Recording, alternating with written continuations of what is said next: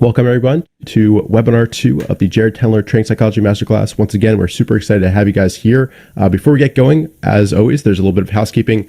First of all, since I get asked every single time, this will be recorded and it'll be archived and uploaded to the course later this weekend for you to watch as many times as you want. Also, please try to leave any relevant questions down below in the Q&A section. We highly encourage you to ask anything you have. If you're thinking of a question, I'm 100% sure that 10, 20 other people had that exact same question, so it helps everybody if you go ahead and ask it. And we'll be trying something new this time. I'll be starting threads down below in the Q&A section related to kind of the topic that we're currently going on, so you can just reply to that.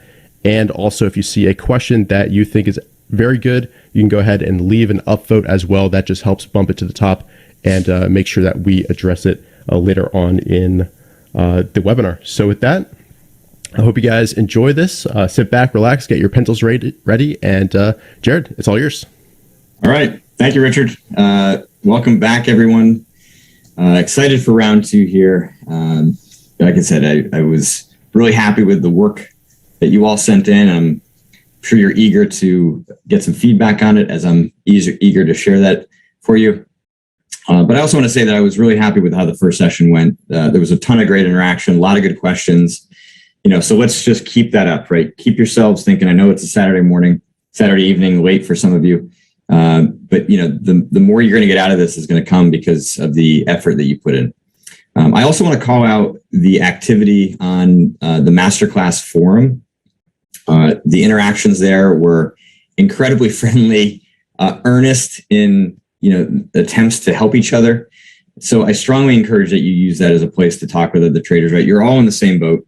Right, you're there and have the opportunity to help each other. And so at the end of the webinar, we will give you some reminders on how to get there if you haven't already. As I said to a few earlier, really happy with the work that came back. Right, the data collection worksheets, the samples of your greed, anger, fear, confidence, and discipline.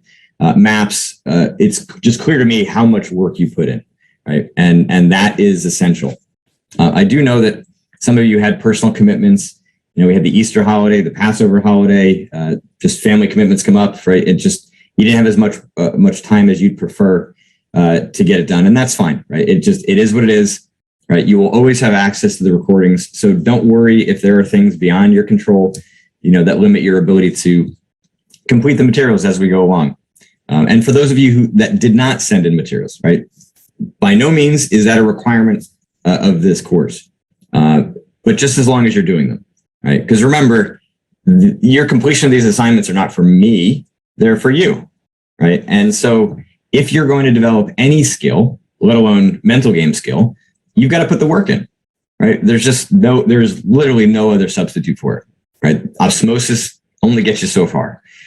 So if you're looking for easy answers to complex problems, you're just not going to find anything of real value. And I understand that this can be hard. Many of you said as much as you were submitting your materials back to me, right? But the difficulty, shouldn't be the thing that deters you, right? And so when you have things that are hard, your job, in my mind, is to face them head on. That doesn't mean that you drive yourself right into the ground. I'm not trying to, make you feel pain unnecessarily, but you got to face your issues head on. And I understand this personally, right? I know I've mentioned that I kind of got motivated in this field for golf, and that is true. But the byproduct of that is that it's helped me to understand myself better.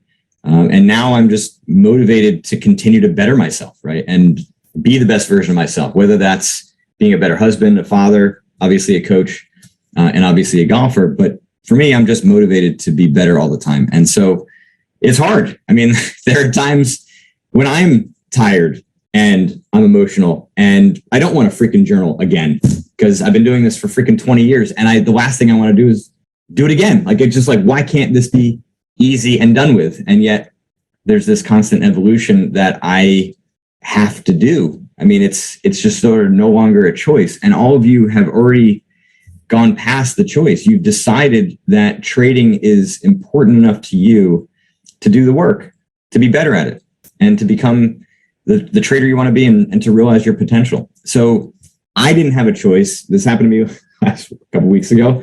Like, just didn't want to do it. And I actually didn't do it. And I woke up the next morning, didn't really sleep well. And yeah, I just was not in a good mood. And so my choice was to write and try to better understand what the heck was happening, or choose to be in a worse state of mind for the rest of that day, maybe several days. Just not a choice, right? So it's not fun. It's hard. Yes, it's a pain in the butt. But sometimes that is the kick in the butt that we need to actually get back to work. So look, you're constantly faced with choices.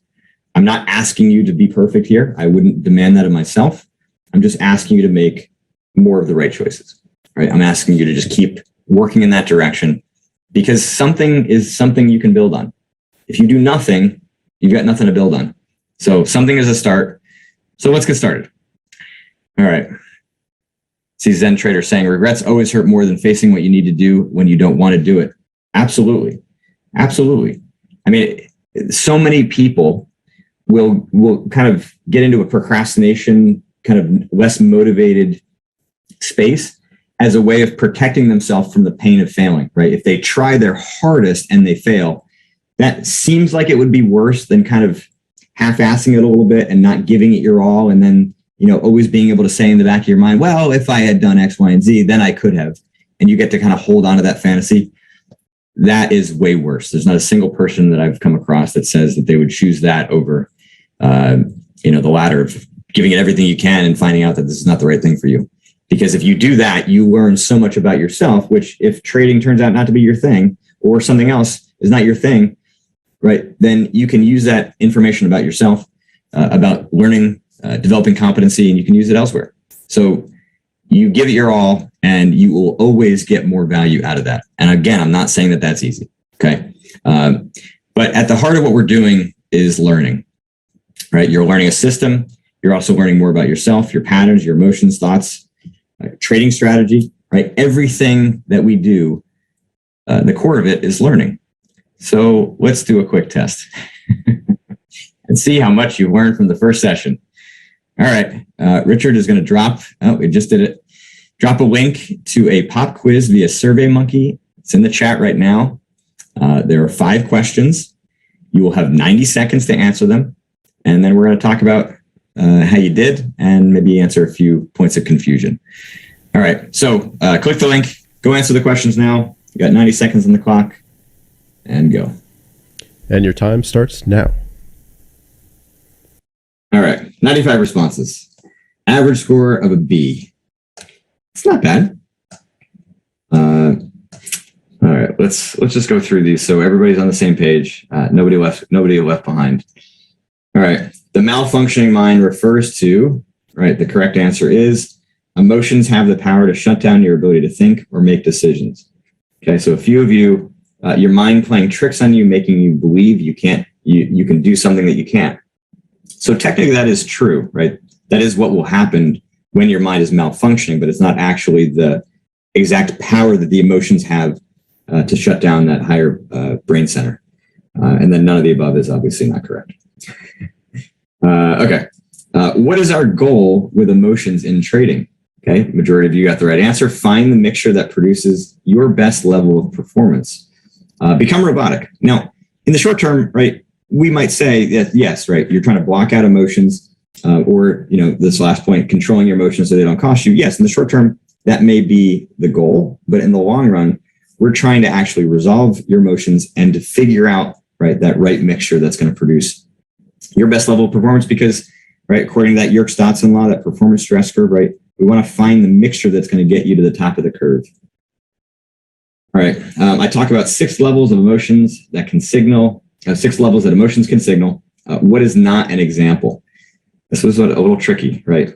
Emotions related to other traders is not one that I mentioned. So you're all correct there.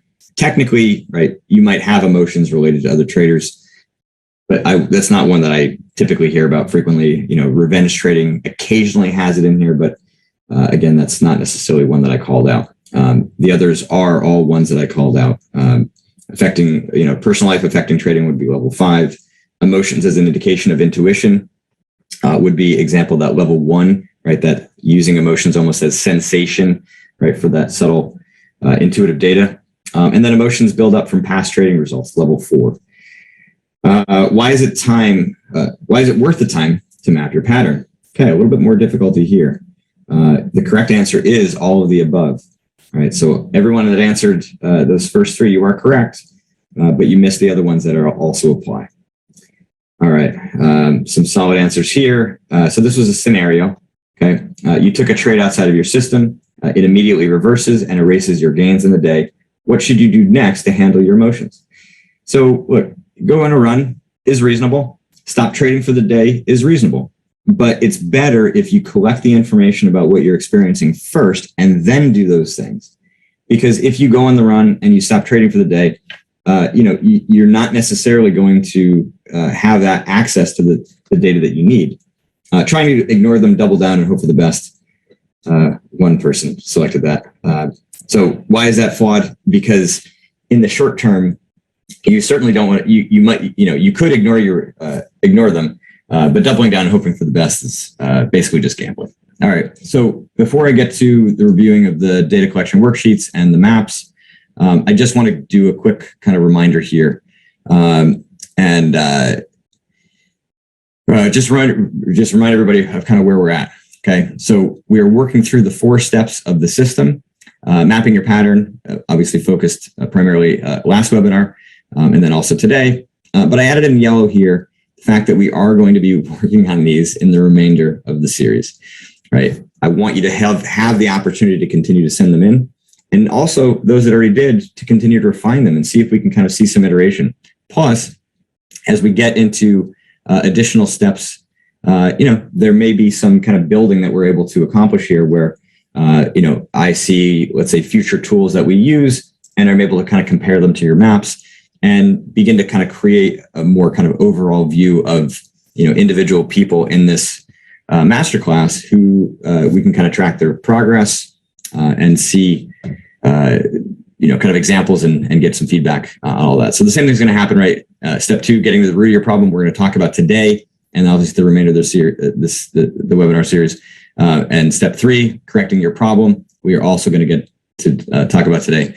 And then repeat and adapt is really webinar 5 as we're kind of planting the seeds for your future growth.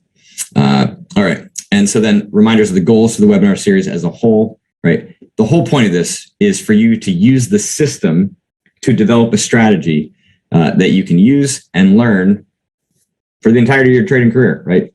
Fix your toughest problems and continue to make progress using that system well beyond, right? You're going to have access to the recordings, right? Many of you already expressed in the forum how valuable that has been.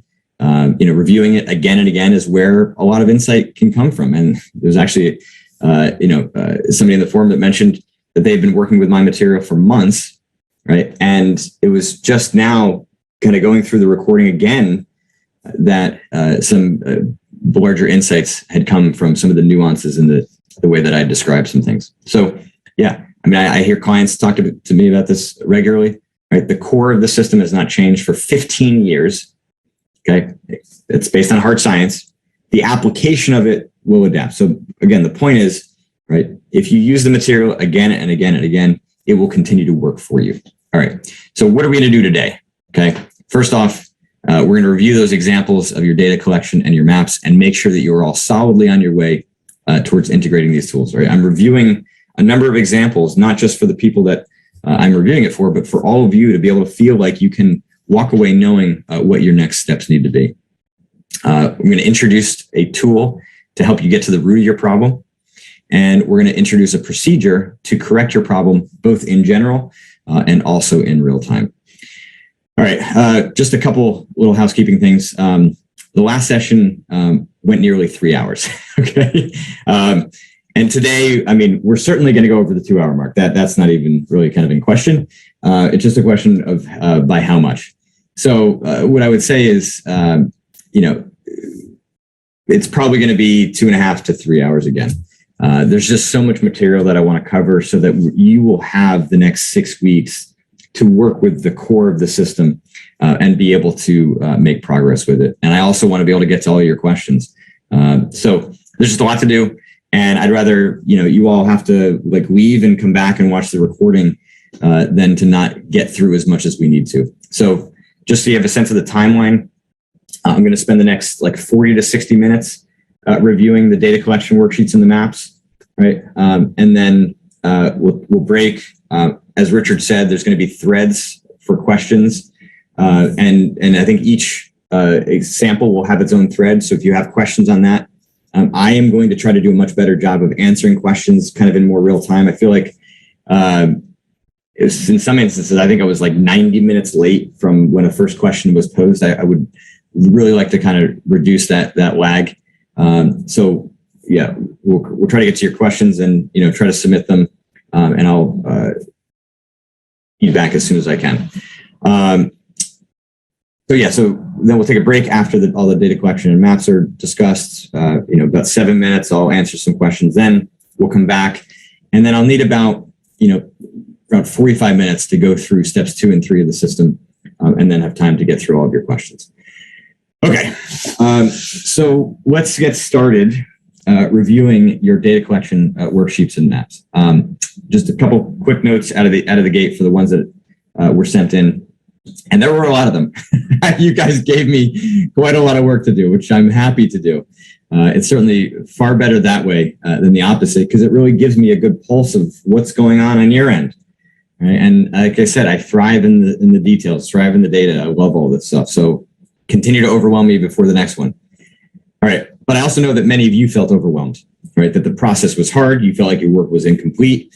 You weren't even sure if you did it right. And a number of the ones that I'll go over said is exactly that. That's okay, right? I think feeling overwhelmed is just an indication of how much data you were trying to process, right? It's exactly how I felt, right? Trying to process your data, right? And, it took me actually almost until like last night, I had Wednesday, Thursday, Friday. It took me a while to develop a strategy for how I was going to do it. It just takes time as you keep kind of working with the material to figure out how to make sense of it and to put it into proper order. Okay, so don't worry about being overwhelmed. It's actually a good sign, right? If you're not overwhelmed and you're just beginning the process, you're actually probably not doing enough yet. Or you might be overwhelmed because you don't have enough data, and that's okay. Well, I will help you with that. Okay. The next thing is, at the end of the day, this tool, as with every other tool, it needs to work best for you, right? This is not about some theoretical optimal, right?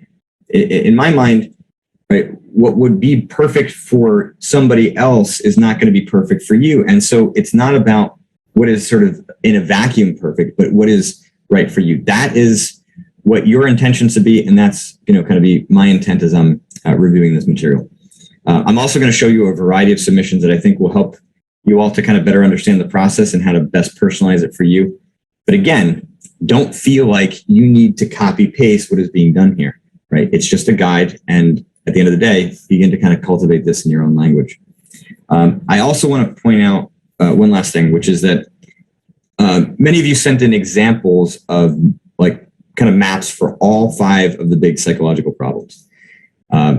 Now, I fully appreciate the fact that it's possible that those of you who did actually do have issues with all 5, right? And they are that impactful, because that does happen. And I work with many clients whose issues are that complex.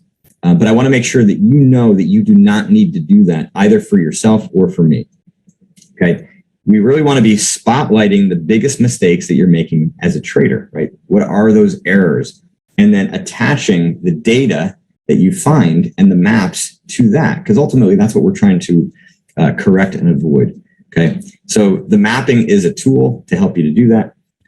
And yeah, I apologize if I didn't make it clear enough to you that you didn't need to do all that. But I think it's interesting because you'll see as we start to get into this that some of you may have actually were able to kind of pick up on more data because your mind was thinking about it from many different angles.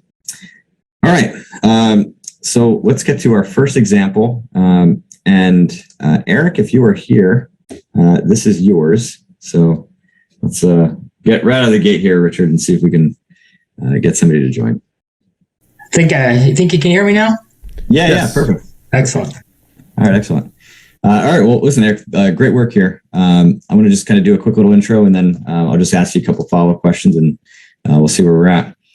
So you said when you sent to me the data collection and your map of fear, which I'll show on the next slide, that basically you had some difficulty kind of remembering the differences between behaviors and actions and understanding the definitions of change in decision making and change in market perception, and then kind of applying that to all of your circumstances. Maybe just talk briefly about, because I will say out of the gate, right, I think you did a great job.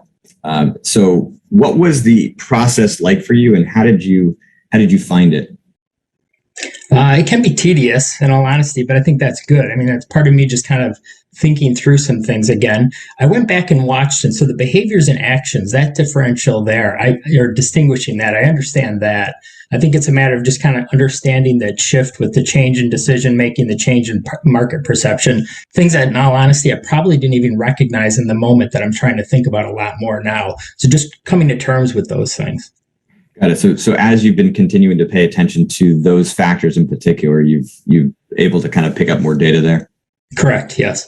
Okay. That's fantastic. Yeah. So if we look at like your data collection on the left here, change in decision making, you become more myopic, watching price action and not considering volume, relative strength or trend, right? And so was that something that you didn't notice right away, but then that's like an example of something you found now? Yes, absolutely. I think one of them that I'd sent into you, actually it is on this one, where one of my thoughts on the right-hand side there is complete a data collection worksheet. I would never be thinking that, obviously, in the moment. So it kind of just slowed everything down. So that was great, as far as, that's where tedious might be the incorrect word for it. I guess it's just helpful that it kind of slows the whole process down for you. Sure. I mean, if tedious has a negative tone to it, then sure, we'll remove that. But if tedious means, right, that it's just pulling out and teasing out all of these kind of subtle details and making them more obvious. And I would imagine at this point that kind of each iteration has kind of made it easier for you to recognize it in real time, so that the what was sort of subtle before is now actually becoming more obvious in real time. Yeah, absolutely. I'm curious how this kind of goes forward. I think I'm going to be able to elaborate even a lot more as I go, just even in watching the video again, and kind of, in all honesty, I wish we could have put them in last night yet, because with Thursday's drop in the market, I probably have about 3 more data collection sheets filled out now. So that was really helpful as well. That's awesome. And did you notice that it was actually helpful in the moment, right, in terms of being able to change your emotional state?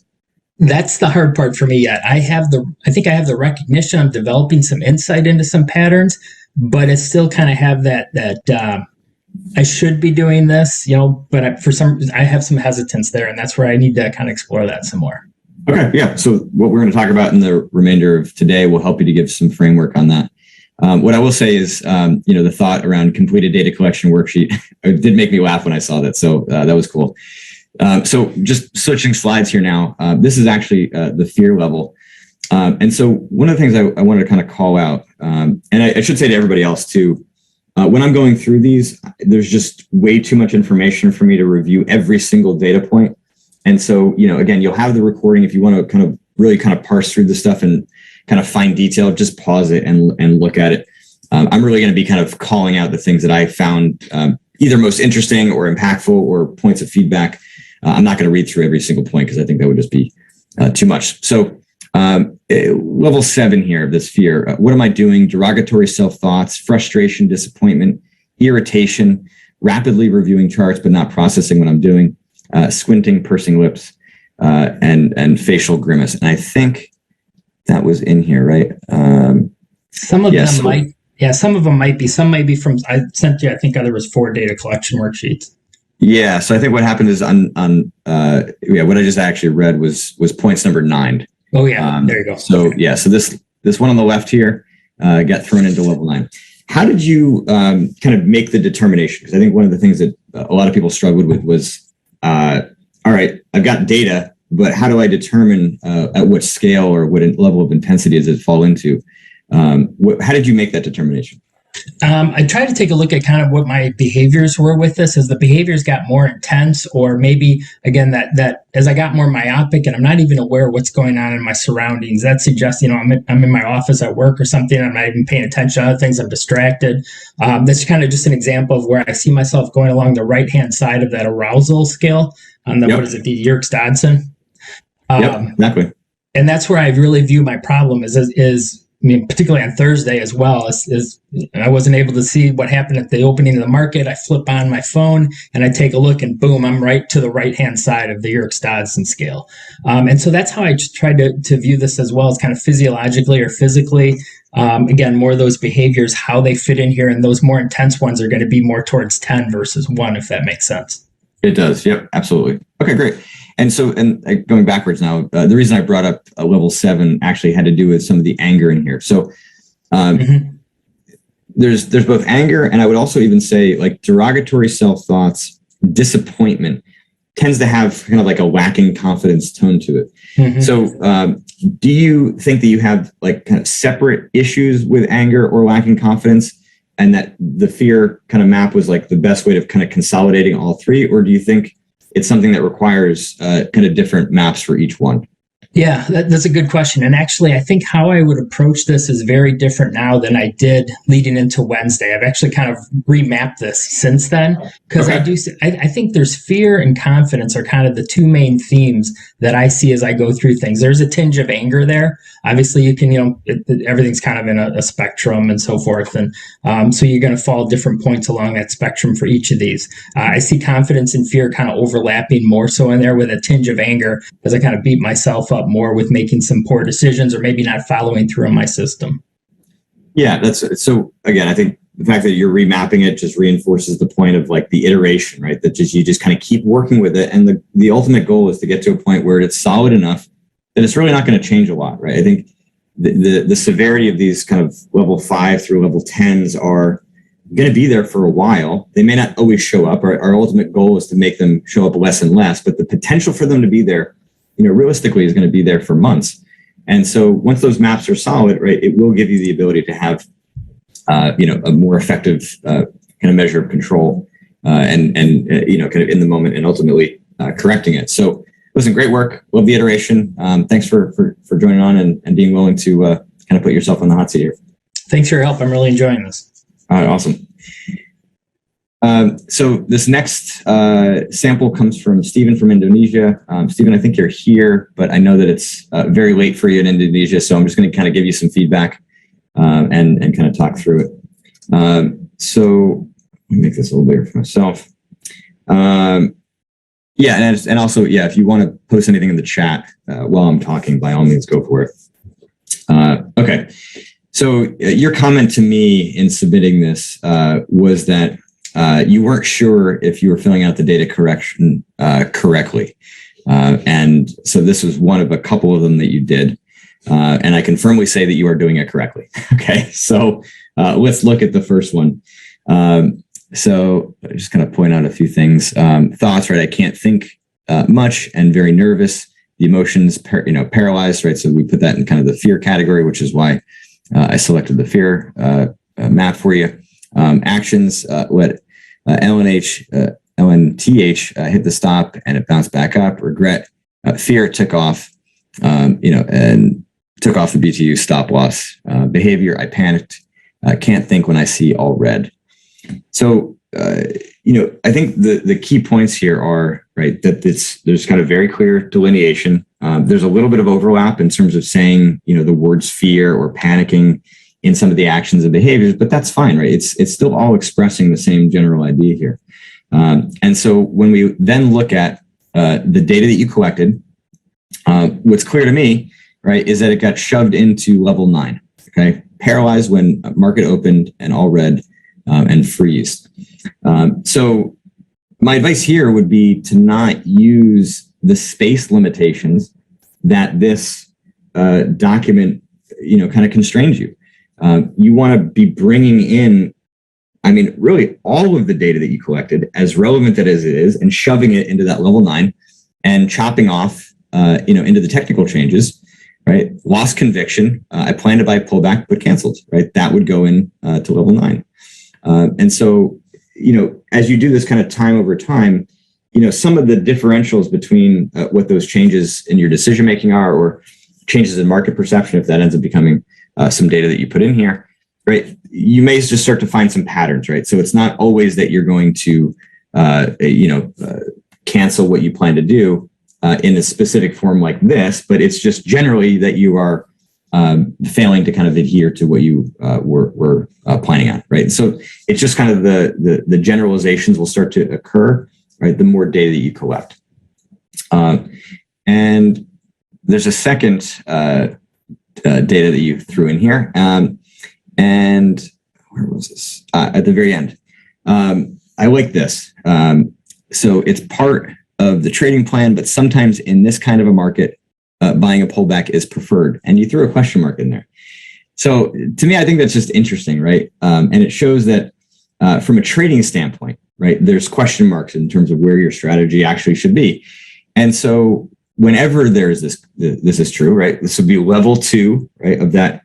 What does emotion signal, right? Some weakness in your trading strategy, some weakness in your trading skills. And so when you get some clarity there, my interest would be, what does that do to your emotional state? How much emotion does that remove when you become kind of more solid here, right? So overall, great job, and keep it up. Okay, let me just see if there's any questions before I go too far here. See, there's a question for Eric. Eric, what time frames are you trading? Carlos is interested. If you could post that in the chat. All right, Jeffrey's asking, can I actually skip the data collection worksheet and jump straight to the map every time? You can. I mean, I think if you know what level of intensity the data that you would be collecting in the map would be. I mean, ultimately, it's like these things are overlapping, right? If you know what level of intensity there are, yeah, go for it. If you want to just plow in all of the data, you have an idea of what I'm looking for, what you need to be collecting, yeah, you can put it right in there for sure. Okay, the questions. Curious if Jared has any view regarding personalities such as Myers-Briggs. Yeah, I'll get to that one later. All right.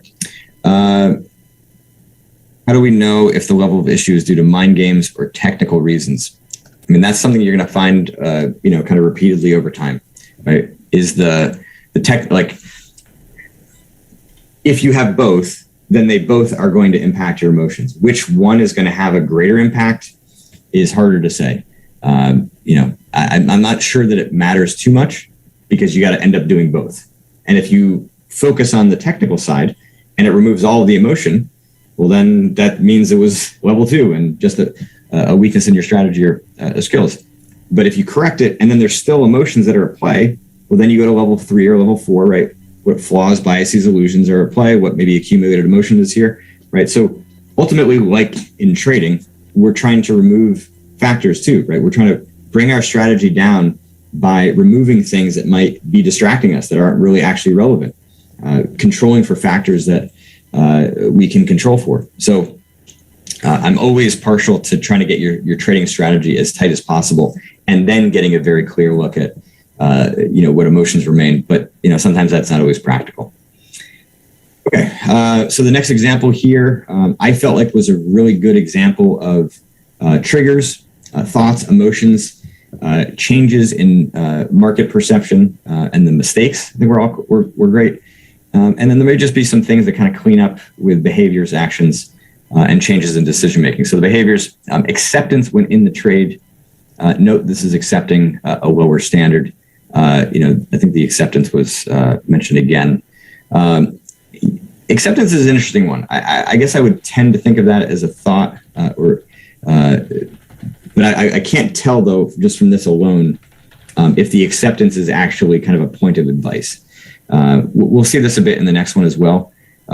So try to keep out any actions that are trying to improve the situation. Okay. This is something that I have to do with my clients a lot of times, where I'm asking them kind of probing questions to better understand what the heck is happening. And they respond by telling me how they should be thinking and what they ought to be doing. And it's at this stage, not really relevant. Yes, we do want to know that. But ultimately, you want to collect the data that is actually occurring, that is evidence of what's going on around the problem, and save any of the corrections until afterwards. It's just about sequencing.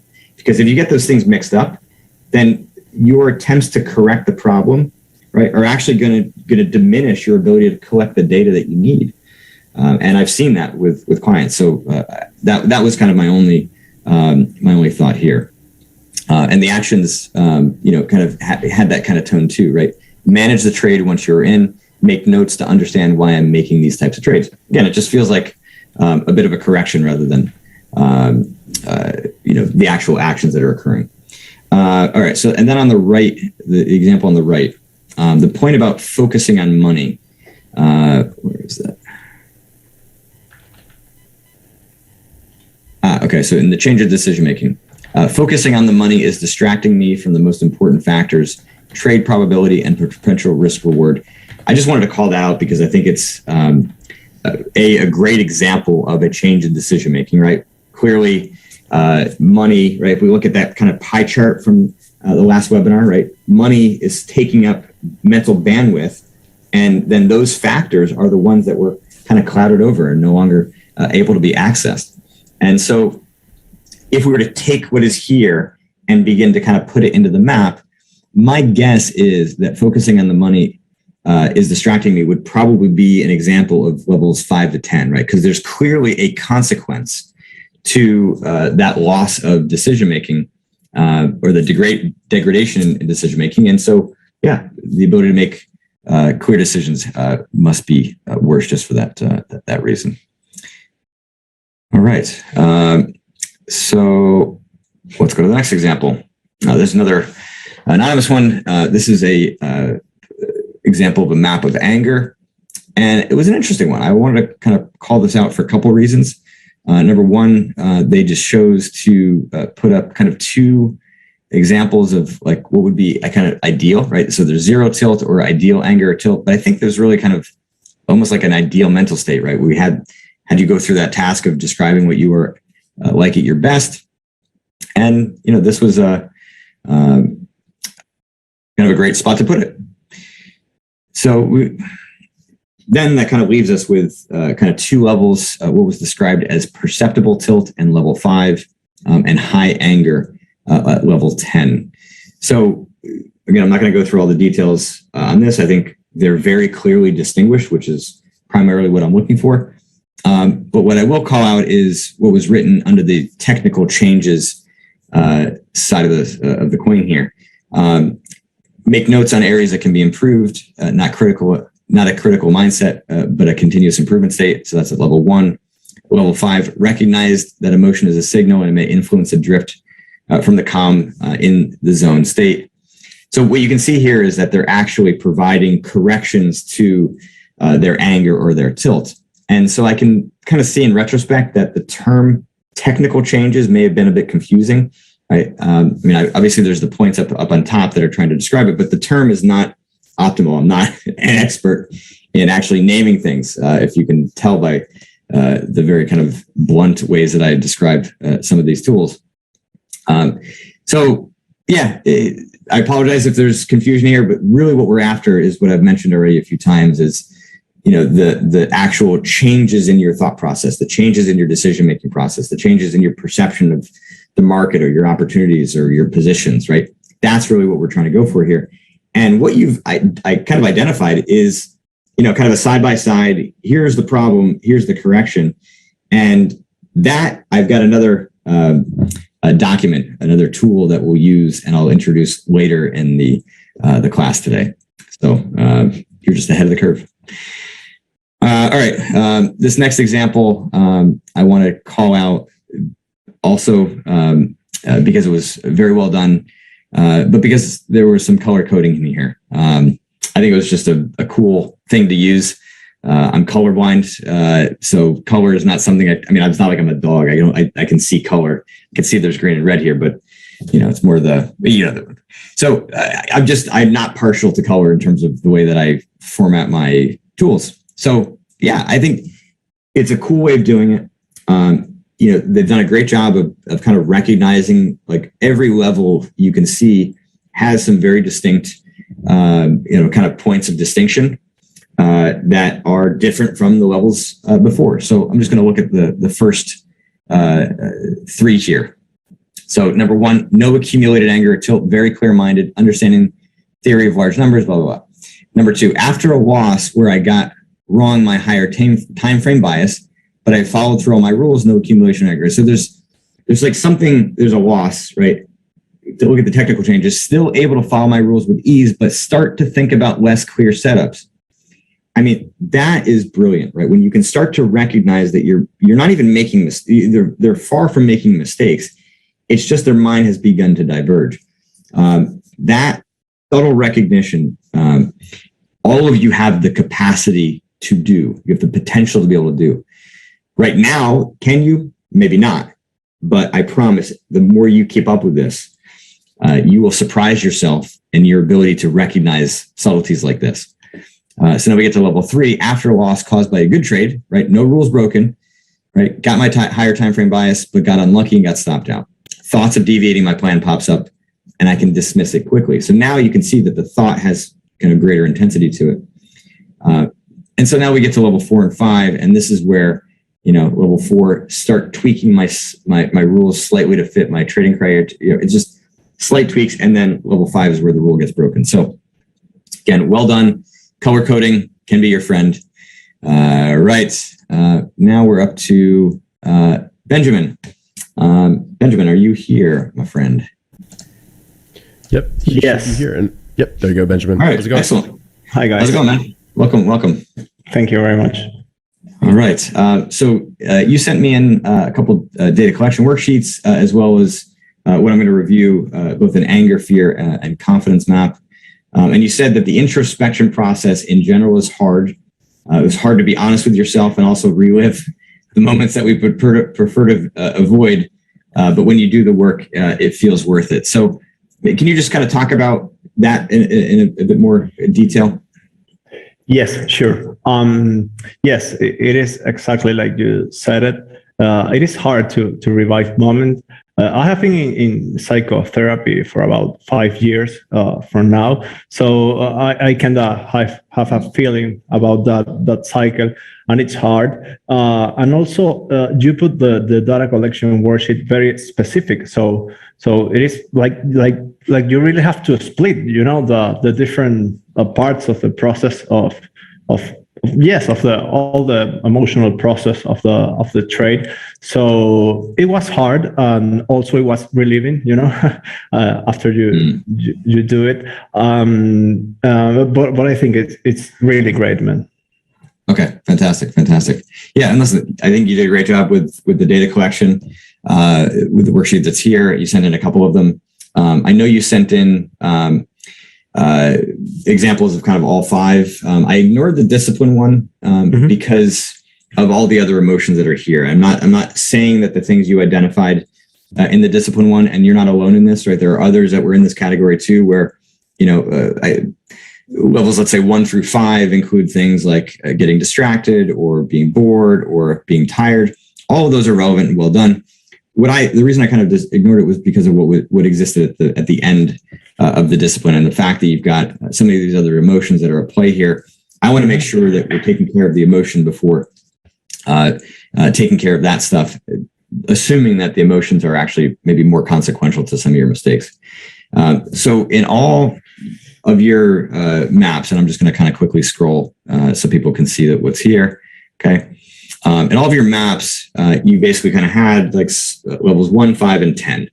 And so I'm just curious for you, how did you, kind of put these together? And was it obvious to you kind of where they slotted in once you started doing it, or did it take a little bit of work? No, it was hard. So I figured out that the easier way to do it was to just go to the extremes.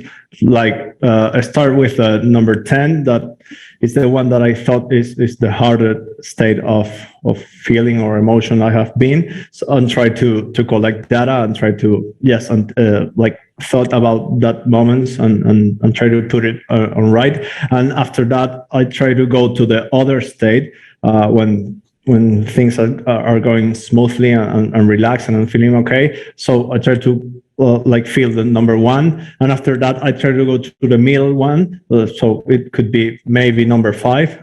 So I think it is the beginning. That's why I put like I really have to continue writing and put in a lot of more data. But I have like a bigger frame, to start with, and to so I can feel it that way. That was the thought process.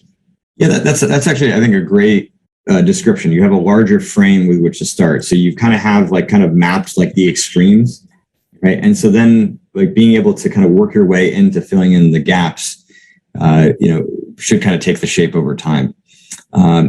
So one of the things that I would kind of ask you here is, so if we look at the thought, I want to compensate the mistake faster. So you threw that into level 10. Is that, so would you say that the data collection here is relevant, is evident of, kind of anger at level 10?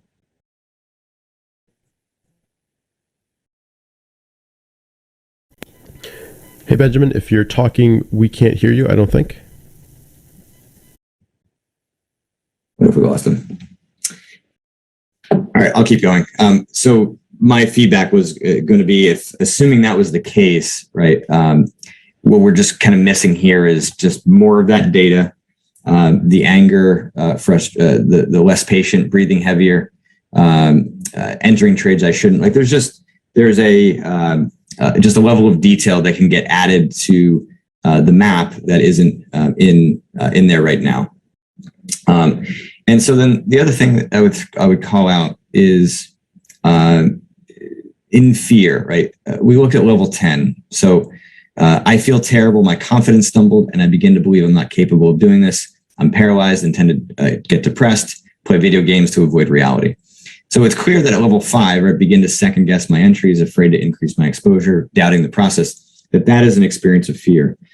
But because the bottom is level 10, I think what I'm kind of partial to is just making sure that as you're doing this, that if it's really kind of centering on confidence, right? Because here we look at level 10, that would be 10 for overconfident. Underconfident would be focusing a lot on my weaknesses, thinking I will never make it, right? So there are details here in this fear map that either could get added to your confidence one, or it turns out that the fear is actually never purely fear.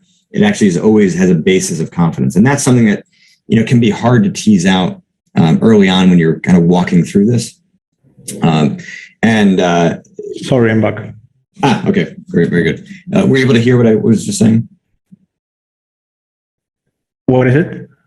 Were you able to hear what I was just saying? No, not the last couple minutes, but we can move on, and I follow you. Sorry about that. Yeah, no problem. So basically, how much do you think confidence is the basis of your fear? How much do you think fear is really kind of something that you experience kind of on its own? That's an excellent question. I have been asking myself that some time ago. I used to believe that confidence wasn't the problem, that I have like a high self-esteem and stuff. But after digging deep inside, I realized that my self-image, unconsciously, really have some troubles, perhaps because of my childhood. I'm not sure where, but I'm not gonna go that deep. But yes, confidence, I think, is the best of my, I don't know, the bigger emotion of the hard emotion of me, and it all triggers very much the fear levels. I think. It is very easy for me to start doubting of myself when something happens. So I just it is like, whoa, it is like a roller coaster that it starts and it is just like a spark and a start and I begin to question all of myself, and I really, it is like I go to from 1 to 8 and 9 very quickly, and I started to doubt of myself and begin to thought like I won't be able to make it and that stuff, and it's just about, I don't know, one trade, but so I think the way you can kind of look at this is, as we get into the next step and kind of finding the root, right? Your primary focus is going to be on the confidence as its kind of primary point of focus, right? And understanding what's there. As far as the mapping goes, it's really to your discretion how much you want to map the fear that sort of sits on top of the confidence. and it just needs to work for you in real time. What information do you need in order to make informed decisions about, how to adapt to whatever you're experiencing, whether it's an increase or a decrease in confidence, or whether it's an increase of fear. So listen, thanks for your time. Appreciate the detail you've given around the issues and your openness here. It's good. It's great stuff. Thank you, Jared. Thank you very much for your. All right, absolutely. All right, so we've got Julian up next if he is here.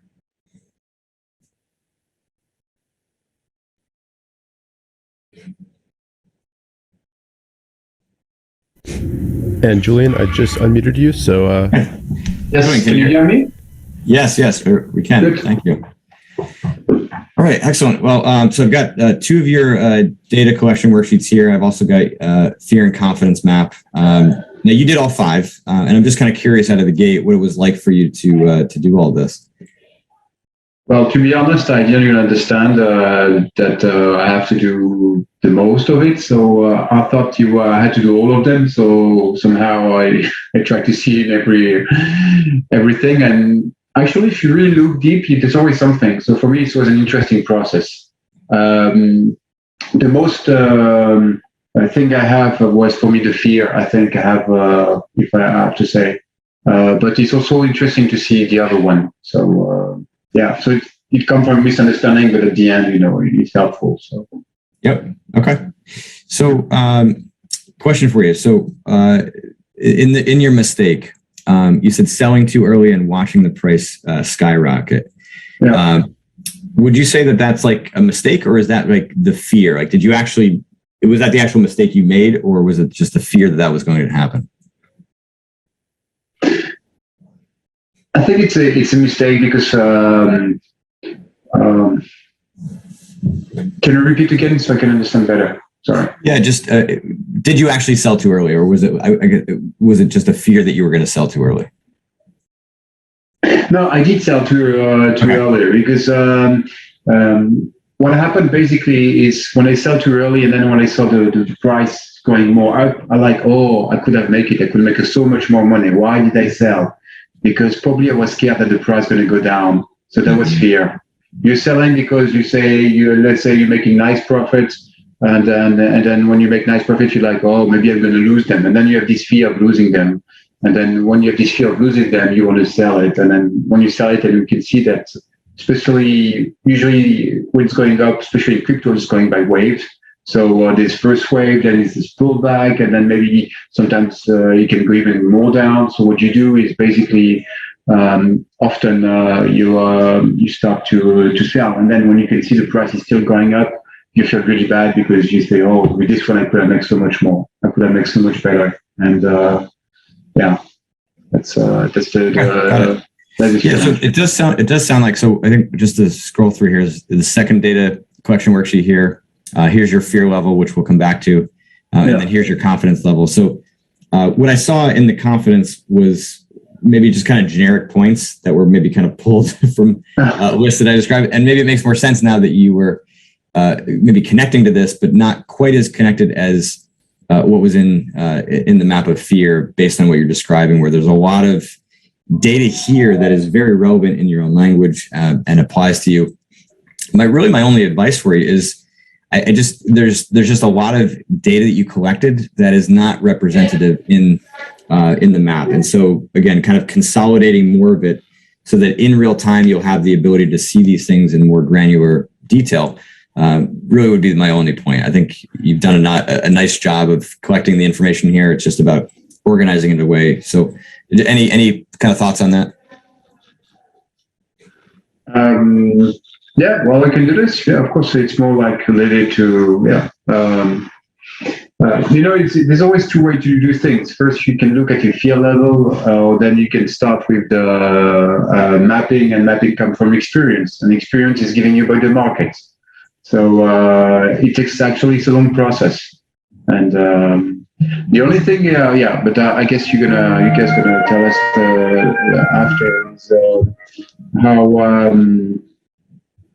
how we can handle that situation, because for me, all the situation, they're not coming every day. They're coming like a flower. Sometimes it's open up because you have one situation, And then when it's closing, you're still thinking that you're going to make it, but you don't make it because you think you solve your problem, but it's not until you have the same pattern again that is coming in front of you that you know that you really solved the problem or how better you went. So yes, exactly.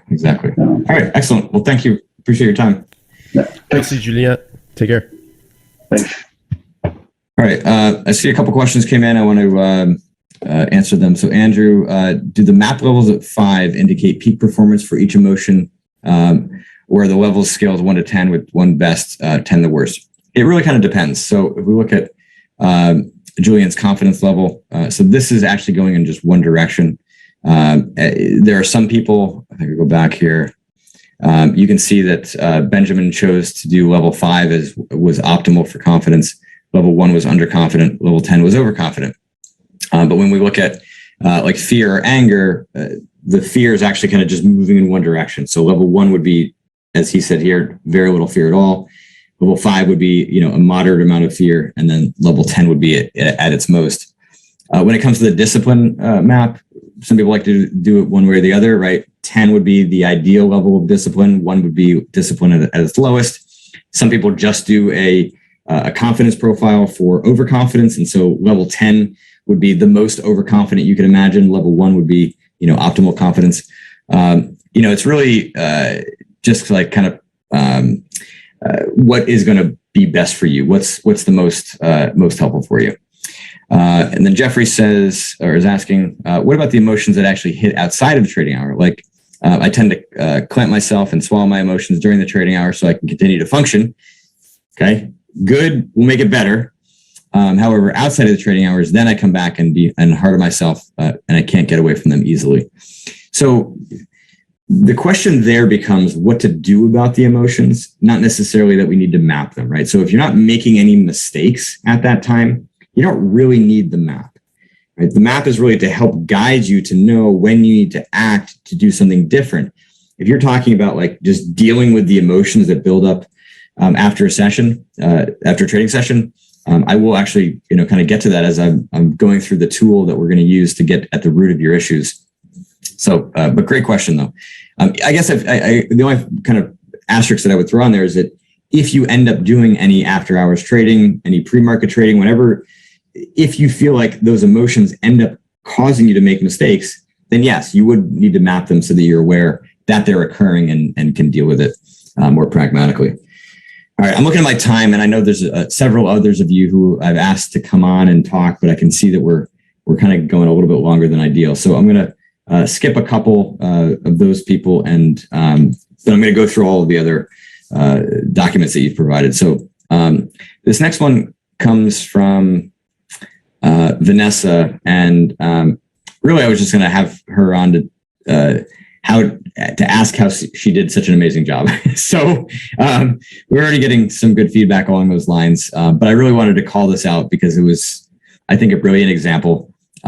She chose to go from level 1 to level 10 for lacking confidence, and then from level 11 to level 20 for overconfidence. So just combining all of it together, there's a ton of great detail in here. It's very clear from the mental and emotional side to the technical side. What's occurring. So really well done. And then the same thing for what she defined as revenge trading, and then the fear of missing out and discipline. So yeah, really well done.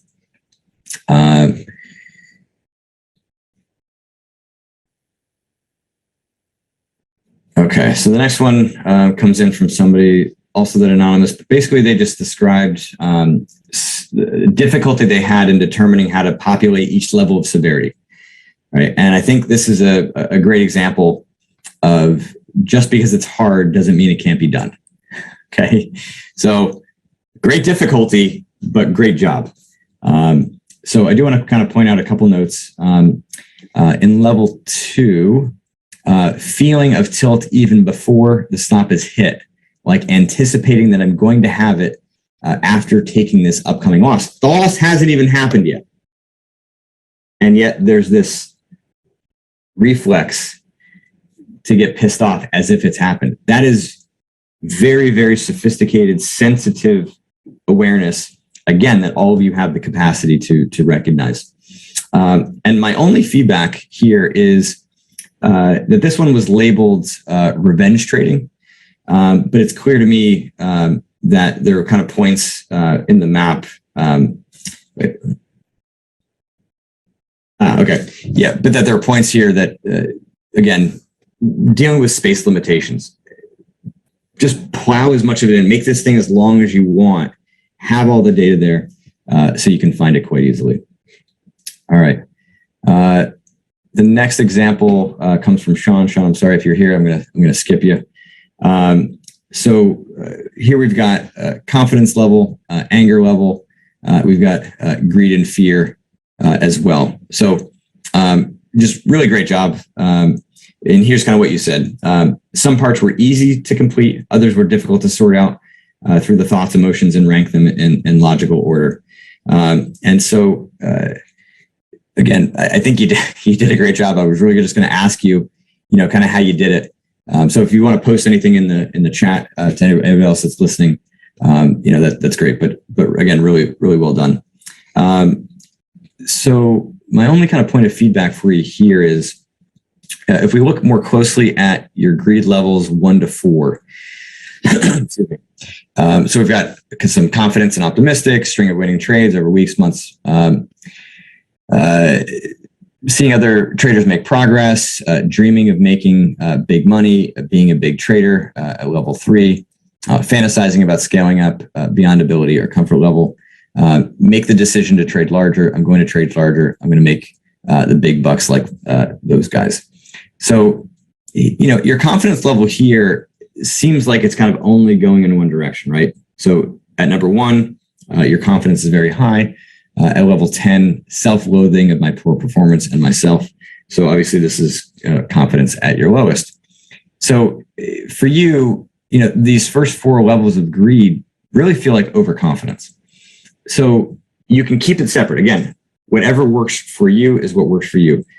But these first, kind of 4 levels, if they're overconfidence and that feels like kind of a better progression for you to be aware of, then you can, kind of just chop it out and put it into your map of confidence. Because here, as we get down, right, there's some anxiety, there's some frustration and anger. And so things kind of get a little bit mixed up. And again, when I mentioned, greed, it's can be a bit of a mixed bag, right? The causes of that excessive ambition can come from many of the other emotions. So, being able to kind of parse out may be more beneficial to you than kind of putting it all under the umbrella of greed. Okay. What I will say lastly on this, which I think is an important one, is if we look at the level 10s for all 4 of these, so hyper focus on making money, getting it back, reckless attitude towards capital preservation, I don't care. With fear, very angry, attack yourself verbally, you're an idiot, etc., undermine self-worth. We go back to confidence, self-loathing of my poor performance and myself. How could I be so stupid? I will never get this. Anger, absolutely don't care about my well-being, self-destructive, don't care if I blow up. You can see these 4 things have extreme overlap. They're all basically the same thing, and they center on confidence. So like I've said before, right, confidence is the foundation of your mental game. If you have those issues, that's really where you're going to spend the bulk of your time in these next couple steps in breaking down the roots of your confidence issues and ultimately finding corrections to them, because that's going to provide the stability to see how much of those emotions, whether it be greed, fear, or anger, can start to actually dissipate. But the other reason I'm kind of calling this out is because you can kind of see how these all kind of converge. And if we were to overlap them, right, you can see them almost kind of branching out in just different directions. This is the complexity of the mind, right? We're trying to take things that kind of exist in 3-dimensional space and put it onto 2-dimensional space. It's a thing that's always frustrated me because it becomes kind of harder to map out like perfectly accurately. So I think you've done an amazing job here of being able to provide kind of the roots to that same spot. But I want to call out that, both for you and for others, where there is these distinct overlaps, right? From a mapping perspective, it's all about what you see in real time. But from a breaking down and analyzing the roots of your issue standpoint, by all means, like when you find those overlaps, that is where you want to focus. Because if you find a correction to that problem, then you have a correction to two different scenarios.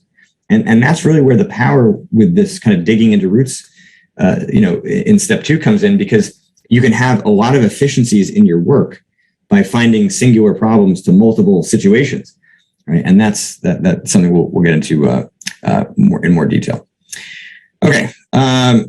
Next example comes from Tanya. I think we've got a little bit of time here. Tanya, if you're on and can hop in, that would be awesome. If not, we'll... Richard, it looks like if you want to contact the other two, Thomas and Craig, I'll bring them on as well if they're able to. Yep. And Tanya, you're able to talk now if you can. Tanya, you there?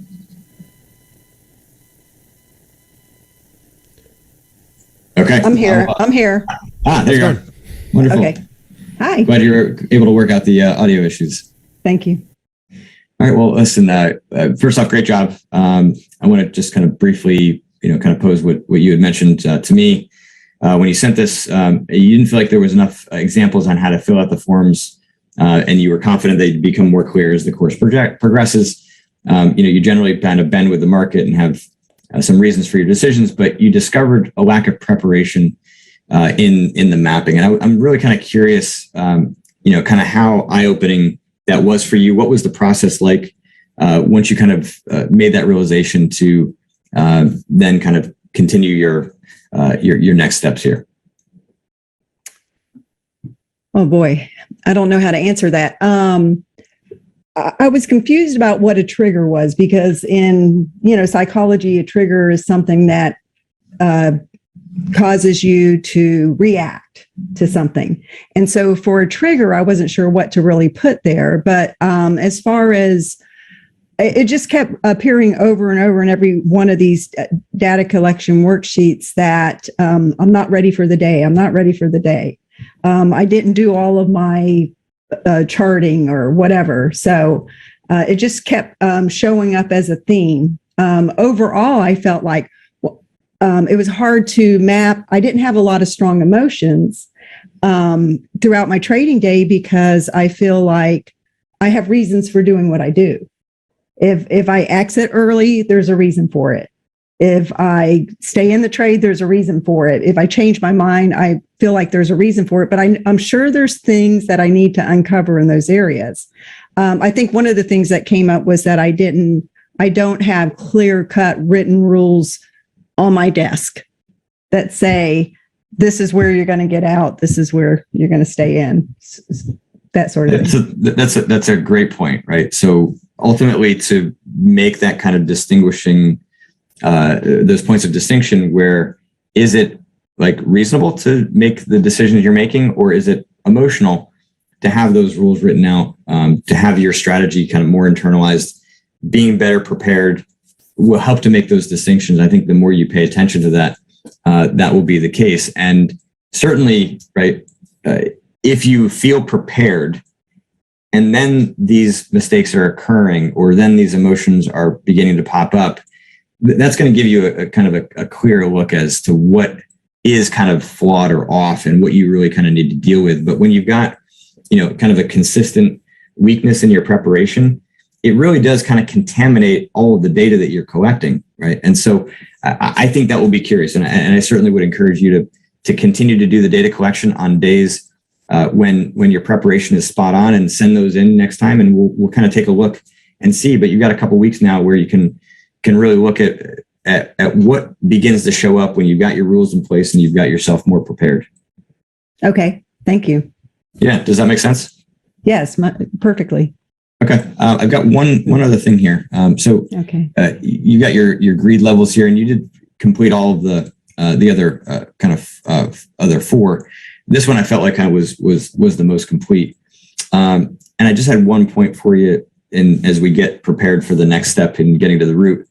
There were just a number of instances where you felt, where you basically were kind of describing like you felt like you were forced to trade.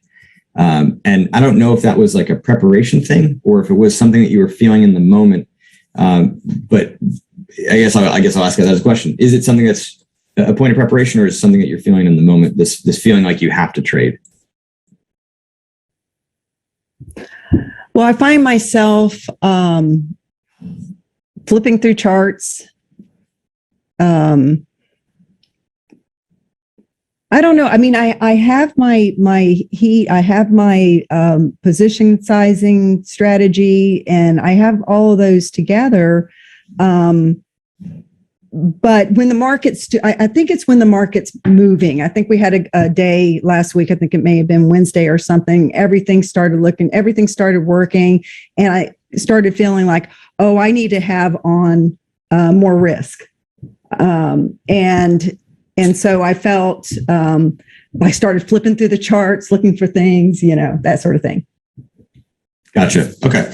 So I would just encourage you to make this a thing that you use in the tool that I'm going to describe in the next half of the webinar.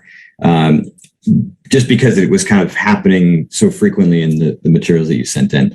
And I think for you and for everybody else, when you're finding repetitive patterns like this, it's just an indication that's a place for you to kind of dig, right? And then that's what we're kind of looking for, are these indicators, right, that we can find something of real value. And when you find a recurrence that happening as frequently as that one was, I'm certain that you'll find something. How insightful it may be and how valuable it will be is uncertain, but I'm certain that it will be valuable in some regard. Well, I noticed that I step away from the computer a lot. And so I think there's some avoidance issues as well. Got it. Okay. So then, step two of the thing I'm going to talk about would be your answer that's coming to mind right now. So maybe you can kind of complete this one as we go along with that. Okay. Thank you. All right. Thanks so much. All right. I think we're just going to go over the last two just as a point of feedback, and then we'll take a break since we're quite a bit over, which is not shocking. All right, so this one came from Thomas. He said that he didn't have a lot of time to actually do it, but I would say that still did a good job. There's a clear sense of progression in the intensity of each of the issues that were mapped here. And so okay. This I thought was very interesting. Confidence map number 5. My confidence is so strong even when losing a lot. All right, I overtrade and lose. When I first read this, I didn't look at the technical changes. I was like, oh wait, okay, so he must have, level 5 being his ideal level of confidence. But then you see, well, I overtrade and lose, and that's clearly not the case. And so I thought this was just a very interesting note, right? That there's this sense that confidence is very strong, and yet that's not optimal. And so I think the key point here, and Thomas, I see you're here. I'm sorry, we're just kind of going too far over. If you want to add any additional points as I'm talking, by all means, please do. That for many traders, right, sometimes our confidence can feel really strong, but it's not optimal, right? It's actually evidence of overconfidence. And so I would suggest for you and for anybody else that has this issue that you do almost like kind of a side-by-side profile in a sense. What is it like when, your confidence is ideal? Okay. You mentioned at level 1, I'm feeling positive about the trading day, thinking that I can crack that. Maybe just a twinge of overconfidence in here. What is your confidence like when it's ideal? And how does that differ from what you see in the progression? Because I think I've seen it happen, right? It's just very seductive to experience that kind of strong confidence and feel like it's justified and feel like, the overtrading is in the moment, not overtrading. It's justified because of how good you feel, right? It's only upon reflection that it feels excessive. So that kind of a differential can be really, really helpful. I talk about in the book, a client who ended up making like a caricature of himself when he was in this state of mind. So it's just kind of easier to call out. Again, when we're doing these maps, it's again always about being able to see in real time what's happening. All right. And I'm going to also call out for you, Thomas, that thinking I should make money on every trade, something you mentioned in point number 7, definitely should be one of the things you break down in the next section. All right, and then the last one comes from Craig. Craig, I apologize if you are here, but if you want to make any points in the chat, please, by all means, do so. I just want to throw in one more example of creativity here. Somebody who kind of came up with another version that was able to work for themselves. All right, so there was this trading at your best section at the top, and what was discipline like at his best. Same thing with confidence. And then there were sections, starting to slip, trading at your worst, less confident, overconfident, being able to, again, tease out those subtleties is just key. One thing I would suggest for you, so this trading at your best, you did all five, you did maps for all five. I would suggest taking all five of your trading at your best and put it into a single master document. There's so much information that you had in all of those, and there wasn't a lot of overlap. And I think, there's some technical stuff in here. There's some mental stuff in here. There's some procedural stuff in here. I think what you've done is kind of given yourself a roadmap for what it's going to take for you to be at your best more often. So do that, use that. It's great stuff. And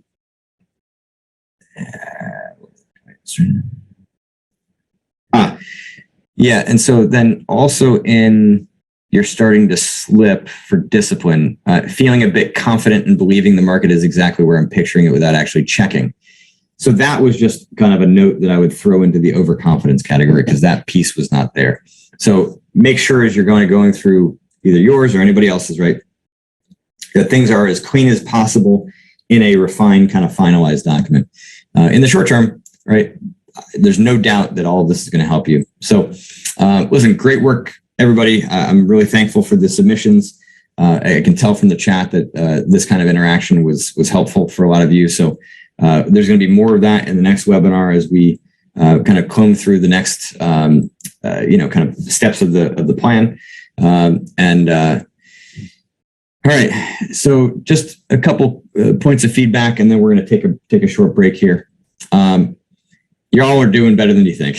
Okay. So many of you felt like you were just unsure of how valuable what you were doing actually was. And I promise you that you're actually doing a bang up job, in my opinion. So great stuff. Number two, don't seek this theoretical perfection. Just do what makes sense for you. That is the name of the game. When I work with clients, yes, we have rules of the game that we all follow. You know them now. We talked about it in the last webinar. The rules we all have to follow. The application, the nuance that I'm constantly surprised by ways that, clients come up with of new iterations and new ways of doing things. I'm going to actually talk about one in the next section where that happened. And you can see from a number of the examples here that, there's variety here. There's no one way to do this. Find one that works best for you. And then lastly, continue to collect data and see how it all fits into your map, right? So this is not an endpoint, even for those that I've reviewed, maybe a couple, maybe it is an endpoint, but keep working on these maps, keep collecting data until your map is solid. Once it's solid, you can continue to use the collecting data as a tool to help you, right? And step 3 in correcting your problem. I'll talk about that more later. But the point is, once you have a solid map, right, then you want to be studying it and reviewing it so you really internalize it so your vision can get really, really clear as to what is happening in the moment. But as we know, once you can see what's happening in the moment, that does not mean that you're going to be able to control what's going on, which is why we need step 2. And we will get to that after a 7-minute break. So we'll come back at maybe 12:56 Eastern time. Sounds good.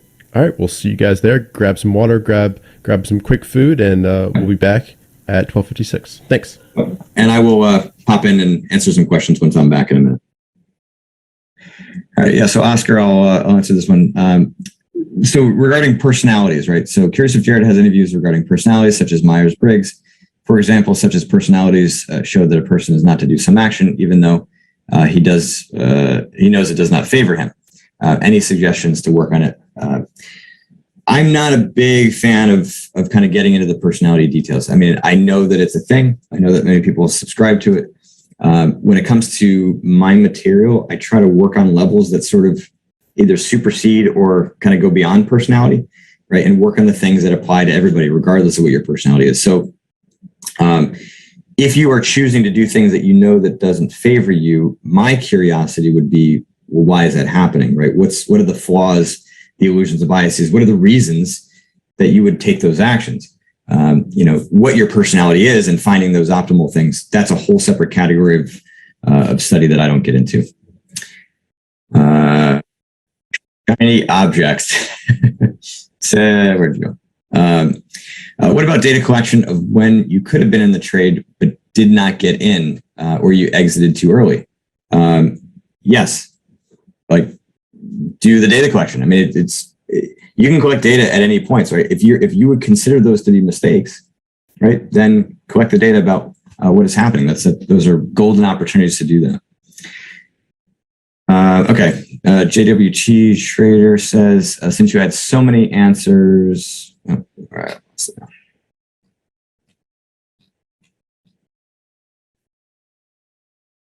Spare me. I see it. Do you want me to read it? Yeah, if you could. Since you had so many answers from the homework, was there any theme that kept coming up? Did many suffer from the same problem? We're going to get into that piece, I think, in this next section as we get into the actual kind of roots of it. You will see a lot more of that in the next webinar, and there'll be a lot more convergence there. The themes that I kind of talked about, I've already said. In terms of like the overlap of issues, right? There's just a lot of variety of the issues that traders experience, and they all kind of fall into the buckets of things that I've already discussed. Carlos is suggesting to take a poll and ask, in all honesty, ask ourselves who has a trading plan and who's using it. Yeah, I think that's kind of outside the boundaries of where we're at here. Yep, Andrew's question I answered already.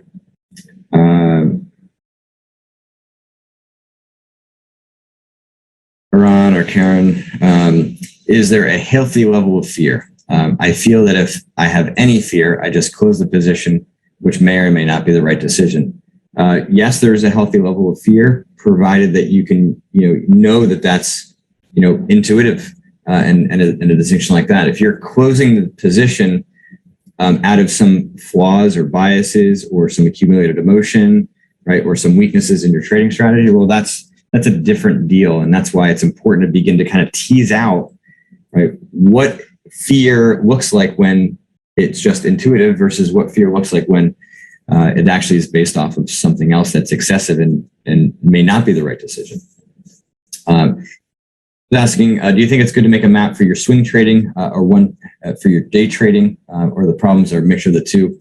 Yeah, that's a good question. I think I could see it going in both directions, right? I think again, at the end of the day, my thesis is do what makes sense for you. So if you feel like what you're actually mapping looks very different as a swing trader versus as a day trader, then do that. If you feel like there's a lot of overlap, but the application of it is different, right? The specificity of it is different, obviously, because the decisions are so different.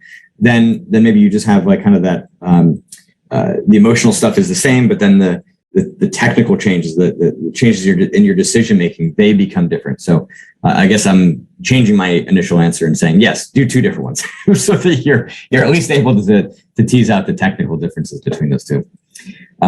If focusing on the performance over the P&L is greed, is focusing on performance over P&L greed? No, because you could do that for any reason. Any emotion could be part of that. I would instead classify that as being overly results oriented. That would be kind of the central flaw that you'll be able to start kind of working through now. Will those submitted examples included in the slides? No, they won't, but they'll be in the recording that you'll get. So you'll just have to kind of go through them that way. I feel that the same trade starts with greed, goes through fear and anger, and then ends in lack of confidence in doing stupid things. In the end, these are all tied up. For you, it sounds like they are. For everybody else, that's not always the case, right? There can be different access points, different scenarios, different triggers. And so, for somebody, it might trigger fear, and then the fear might work its way down and then be centered on confidence. And then something else might trigger anger, or sometimes it'll be fear, and then the fear will trigger anger because they're not getting into positions, and then the anger then spirals as losses mount and then into confidence. So there's a variety of the ways that these can kind of affect people, right? From a mapping standpoint, do what makes sense to you. If you feel like having one single kind of master map because every single problem for you takes the same kind of arc and same kind of shape, then do that. If you feel like there's a number of different scenarios where sometimes it's like fear for levels 1 to 3, and then it turns into anger, or if it's fear and then anger sometimes at levels 1 to 3, and then they kind of converge. I mean, again, I think the way that you format this, the way that you make it work for you is kind of up to you, right? There's variety, as you've seen, and I would imagine that some innovation could take place between now and the next 2 weeks as some of you come up with other ways of kind of making this tool work for you. Vanessa, could you speak about desperation, the description, and recommendations? How common is it to get to that point? What would be the best ways to spot it and work on it if one gets there? So desperation is common. I wouldn't say it's like more than like 20 to 30% of the issues that I see, people have that. I'm not certain of kind of general population, how frequent it is, but it was obviously common enough for it to be included in the book. It's common in many other, kind of professional environments, poker, trading, esports included. So yes, it's very common. And really the way that I would kind of most personify it is this kind of like complete disregard for yourself, for your capital, for your decisions. It's kind of a big effort mentality and lack of caring. There's oftentimes hopelessness, despair kind of mixed in. There's extreme kind of self-loathing. I think anytime we're dealing with desperation, that's when there's a connection and a route to personal issues, right? What's going to make a trader feel emotion of that intensity? It's usually going to be fueled by some personal stuff as well. And in the book, I talk about in chapter 7, a lot of detail on that. This is kind of beyond the scope of the masterclass to get into that much detail on a particular topic, but I would encourage you to look at that section in chapter 9. All right, I'll get to a couple more questions here because it's either now or at the end. So is there a great way to determine whatever hesitation in taking trades is due to a weak trading plan, or if it's more personal life? I've had issues with indecisions in personal life before for someone who was 2 years into trading. I feel like there's maybe a bit of a test you could do for yourself. Right, like right now, could you write out your trading plan? Could you describe in detail some of the differentials and the decisions that you make? And if the answer is no, right, if it's going to take you some time to actually kind of pull it out of your head, then there's certainly some weakness in that. Now, is there weakness in the actual trading plan itself, not versus the knowledge of your trading plan? I mean, that I almost would kind of throw into Richard and the other guys at Trader Lion to help you kind of tease out, because that's certainly not my expertise. And I would imagine if you posted something in the forum on that topic, they'd be happy to kind of get back to you on that. Okay, a bit of input from here. I thought we had to complete all the greed. Yep, so I did all of them. The benefit of this was that I highlighted where the different areas overlapped, as I said. I also helped me see more clearly. Okay, so basically, Shona here is just kind of reiterating a point that I made before, which is that, yep, even though I may not have made it clear that you didn't have to do all 5, there is benefit to doing all of them. I've oftentimes found, so when I have clients fill out a new client questionnaire, I'm asking them questions about all 5 of these areas. And very often they'll say, no, I don't have any fear. And then they'll get down to the, oh no, but I have fear of failure. Well, that's fear. So sometimes like asking yourself questions about all of these different topics may tease out things that you may not have necessarily recognized for yourself. So again, yes, churning all this stuff up is going to make you feel more overwhelmed because you're pinballing around as you're trying to figure out which way to go. But I promise, right, as you do this more and more, things will start to kind of crystallize and take shape. And if they don't, right, you got the next webinar to be able to ask more questions and nail that down. All right, Richard, you can get to this one. Just a question about where to upload the documents. All right, how to tackle underlying issues on my maps. I'm essentially mapping all the same thing.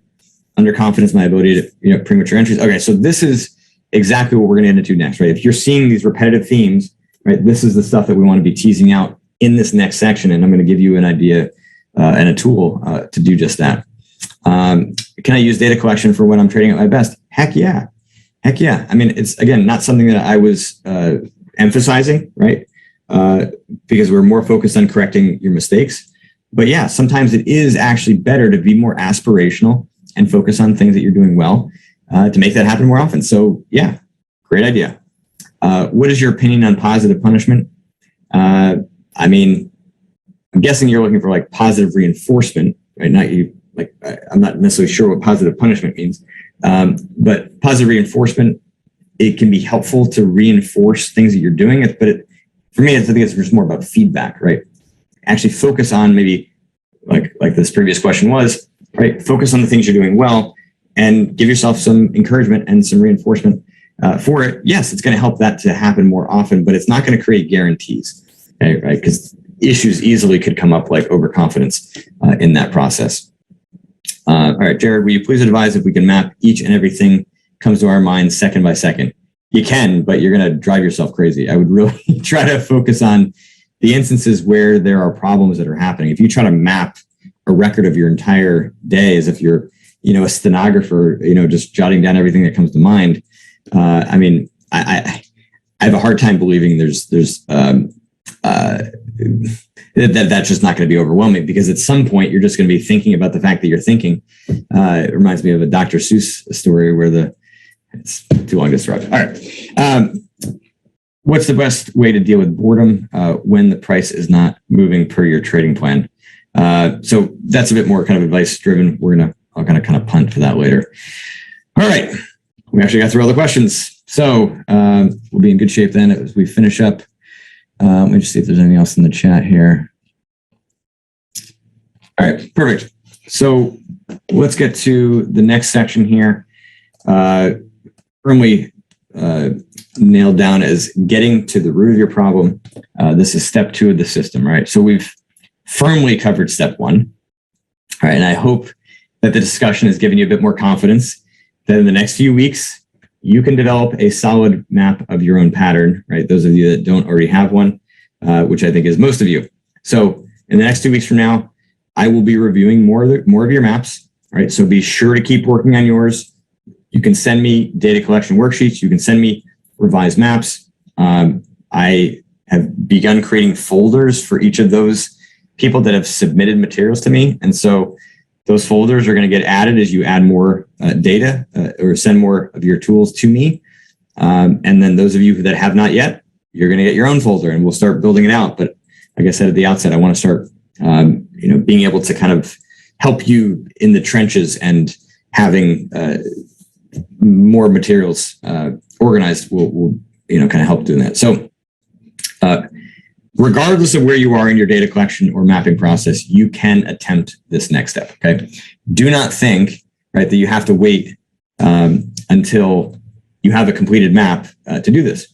Okay. Because at the end of the day, right, there is not a firm finish line, right? You're not going to get to the point where your issues are firmly gone in a linear step-by-step fashion. The vast majority of you are going to go through cycles, right? Where you're working on your data collection, you're working on this next step, and then you're working on correcting your pattern, right? And correcting your problem. So it's just going to be this sort of pinball back and forth cycle, up and down. That's how it goes, right? And that's how progress typically goes, okay? So work on your map, have your map inform what you're going to break down in this next step, and then develop corrections for that. All right. So step 2 of the system takes the information that you found, and I want to be very, very clear on this, okay? Takes the information you found in the data collection and in the mapping, and it's going to then take that and work it through a tool that I've developed to help you to identify your problem. The more data you have, right, and certainly the more repetitive data you've found, those provide the indications of where you're going to start to dig down into the roots, right? If you can't see any of that stuff on the surface, right, then you got to spend more time doing that. And this is not the step that you need to take, and just kind of pause. You can be, you can learn about it now, but you're not going to do this work yet, right? Data collection comes first. All right. So as you take this next step, I just want to remind you of these attributes that I talked about at the beginning of the first webinar. Okay. They are especially important as you begin digging into the roots of your problem, right? Because this step really approaches problem solving from a perspective that is different from how many of you have attempted to solve your problems before. Okay.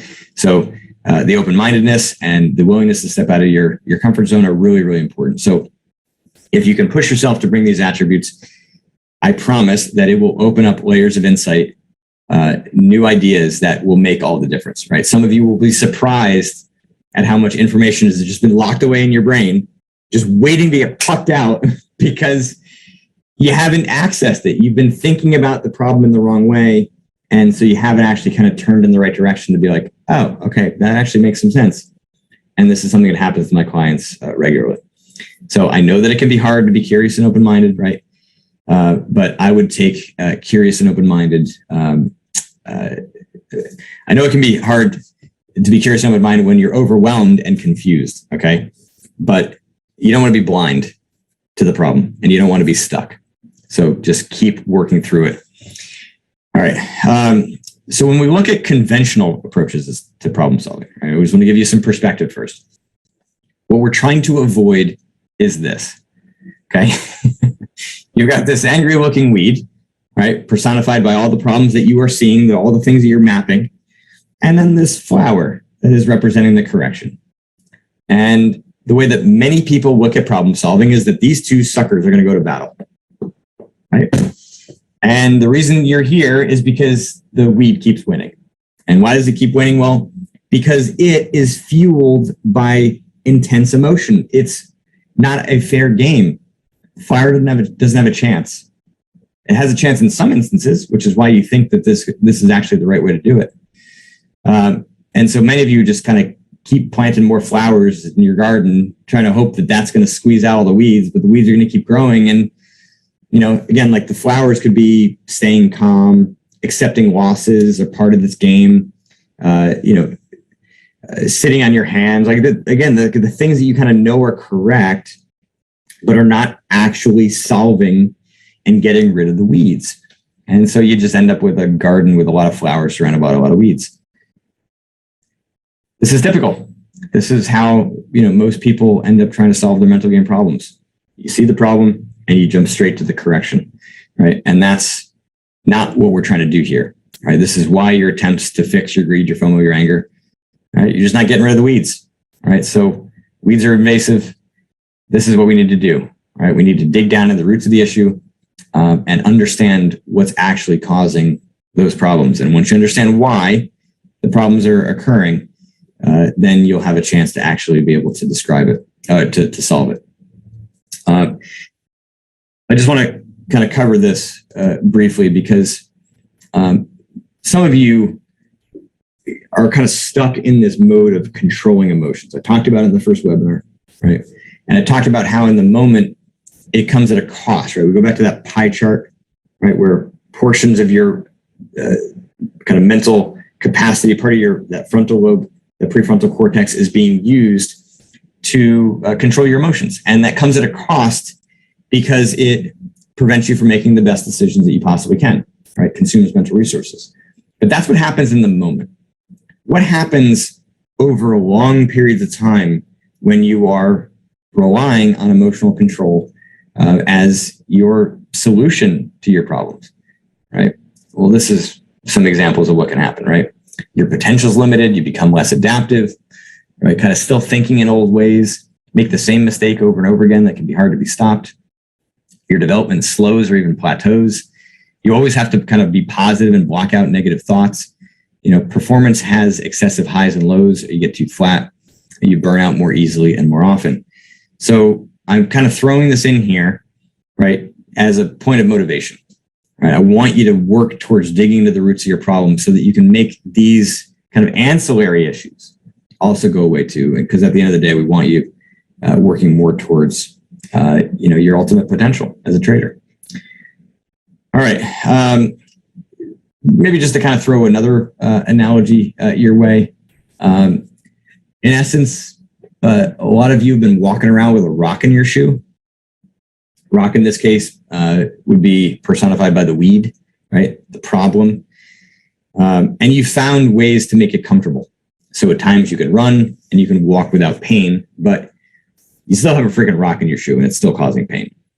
So we start looking at the ways in which you have maneuvered around the problems that you're experiencing in trading. Okay. And these would be some examples of them.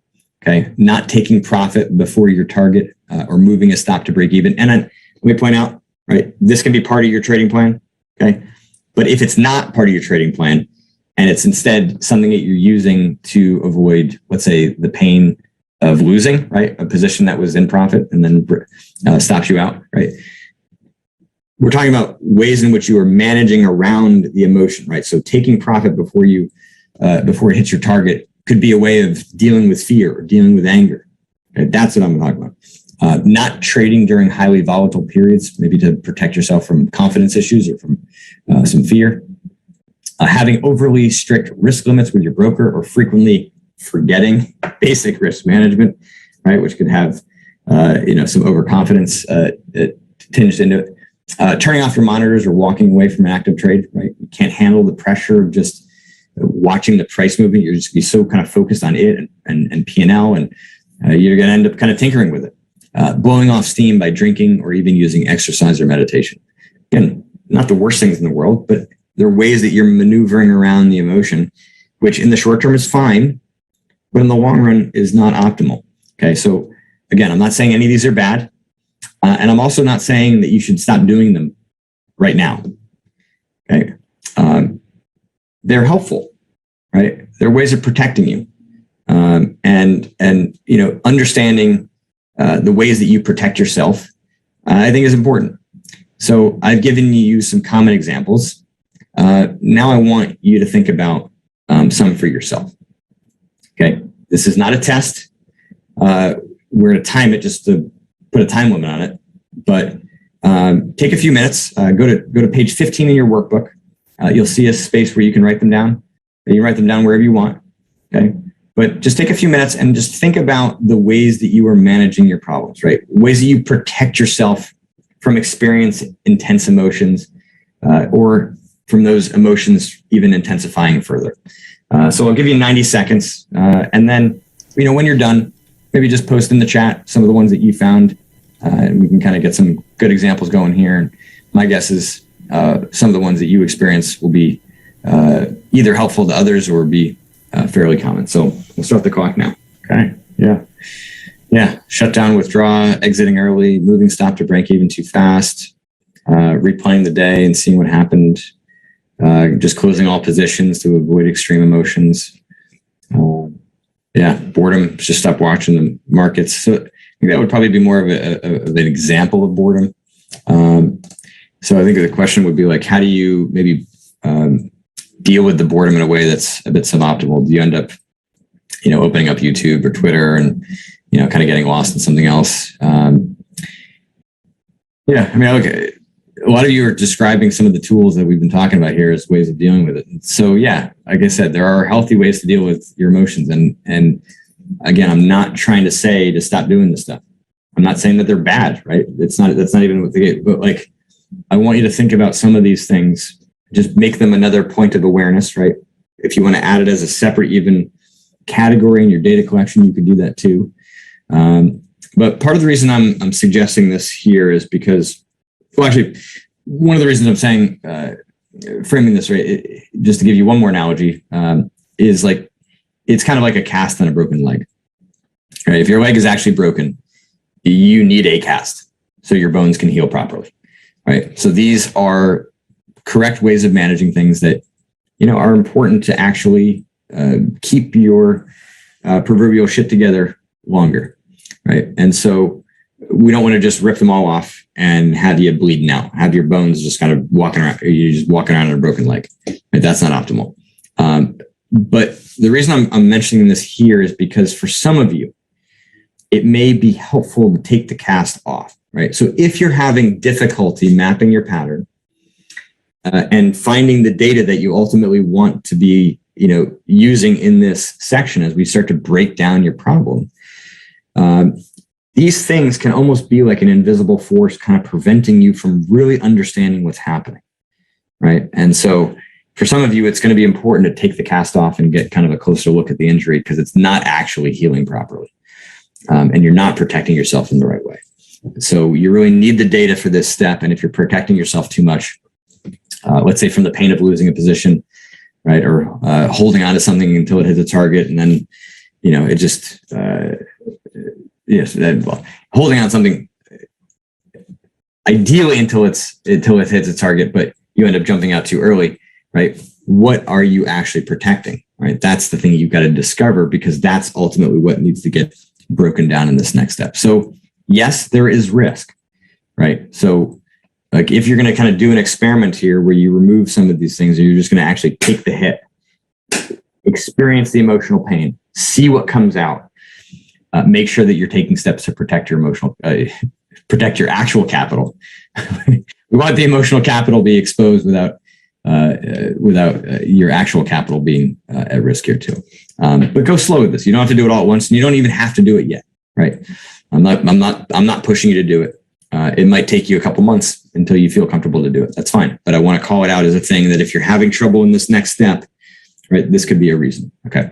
So to truly solve a mental game problem, right, this is what you need to start doing, right? Asking yourself the why question, right? Gets you to dig beneath the surface. And that's what, what I mentioned in the last webinar, you all began to do, right? And understanding what's happening here is one of the steps of something that I call a mental hand history. Okay, so this is the tool that we're going to use. I'm going to go through the 5 steps of this process. You're going to fill out mental hand histories between now and the next webinar. You're going to send them in for me to review.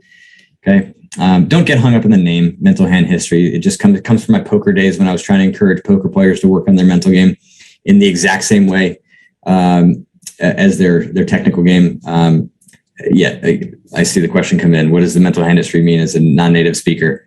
It means ways of breaking down your problems. It means tool for problem solving mental game topics. It's really, like I said, I'm awful at naming things. In poker, there's what's called a hand history, which is kind of just like all of the data for what happened in an actual hand. And so I was just, poker players would send a hand history to a coach to review. My clients would send to me this document. And so I just called it a mental hand history to encourage them to do the same thing. Okay. So step number 1, describe the problem in detail. Guess what? Many of you have already done that. Okay. If you've taken the time to collect your data, right, around each of your trading mistakes, you've mapped the pattern, you can complete the step easily. Okay. So you could just easily copy paste all the data from a data collection worksheet. You could copy paste all the information you've taken from each of the levels in your map.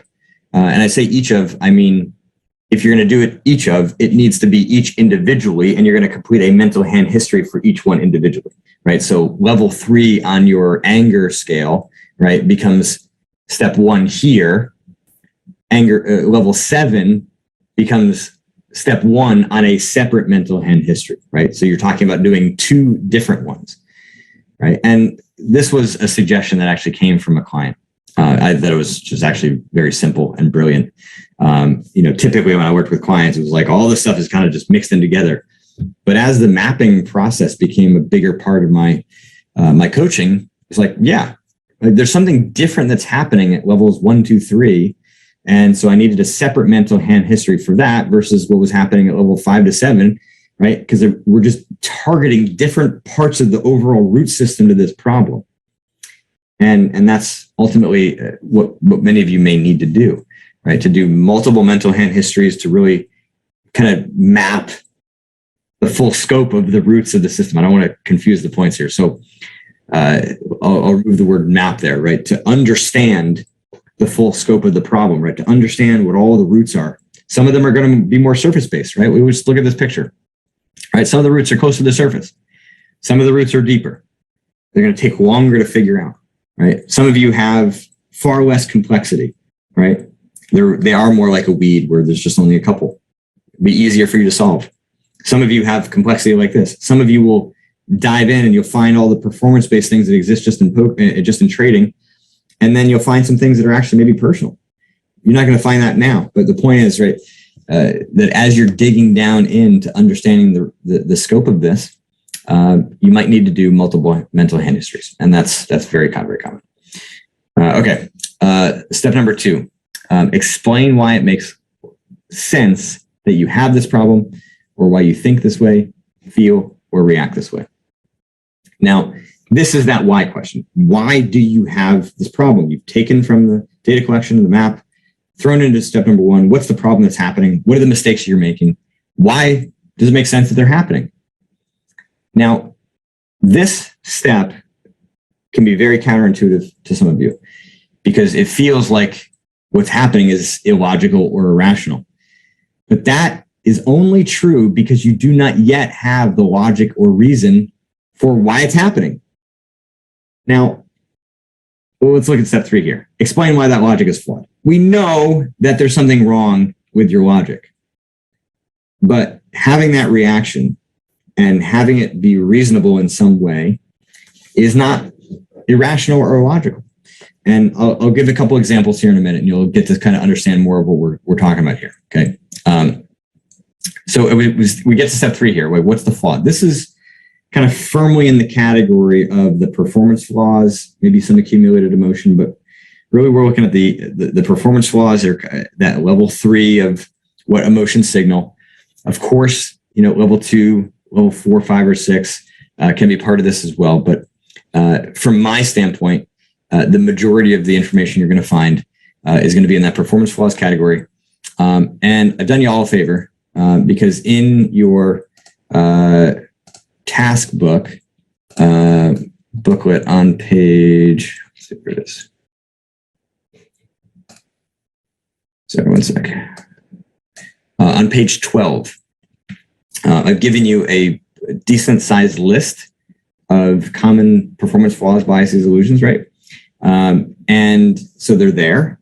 This is by no means an exhaustive list. There's many more. In fact, maybe by the end of the webinar series, we'll kind of keep piling in more and more of these, right? Just to make it easier and easier for you to find.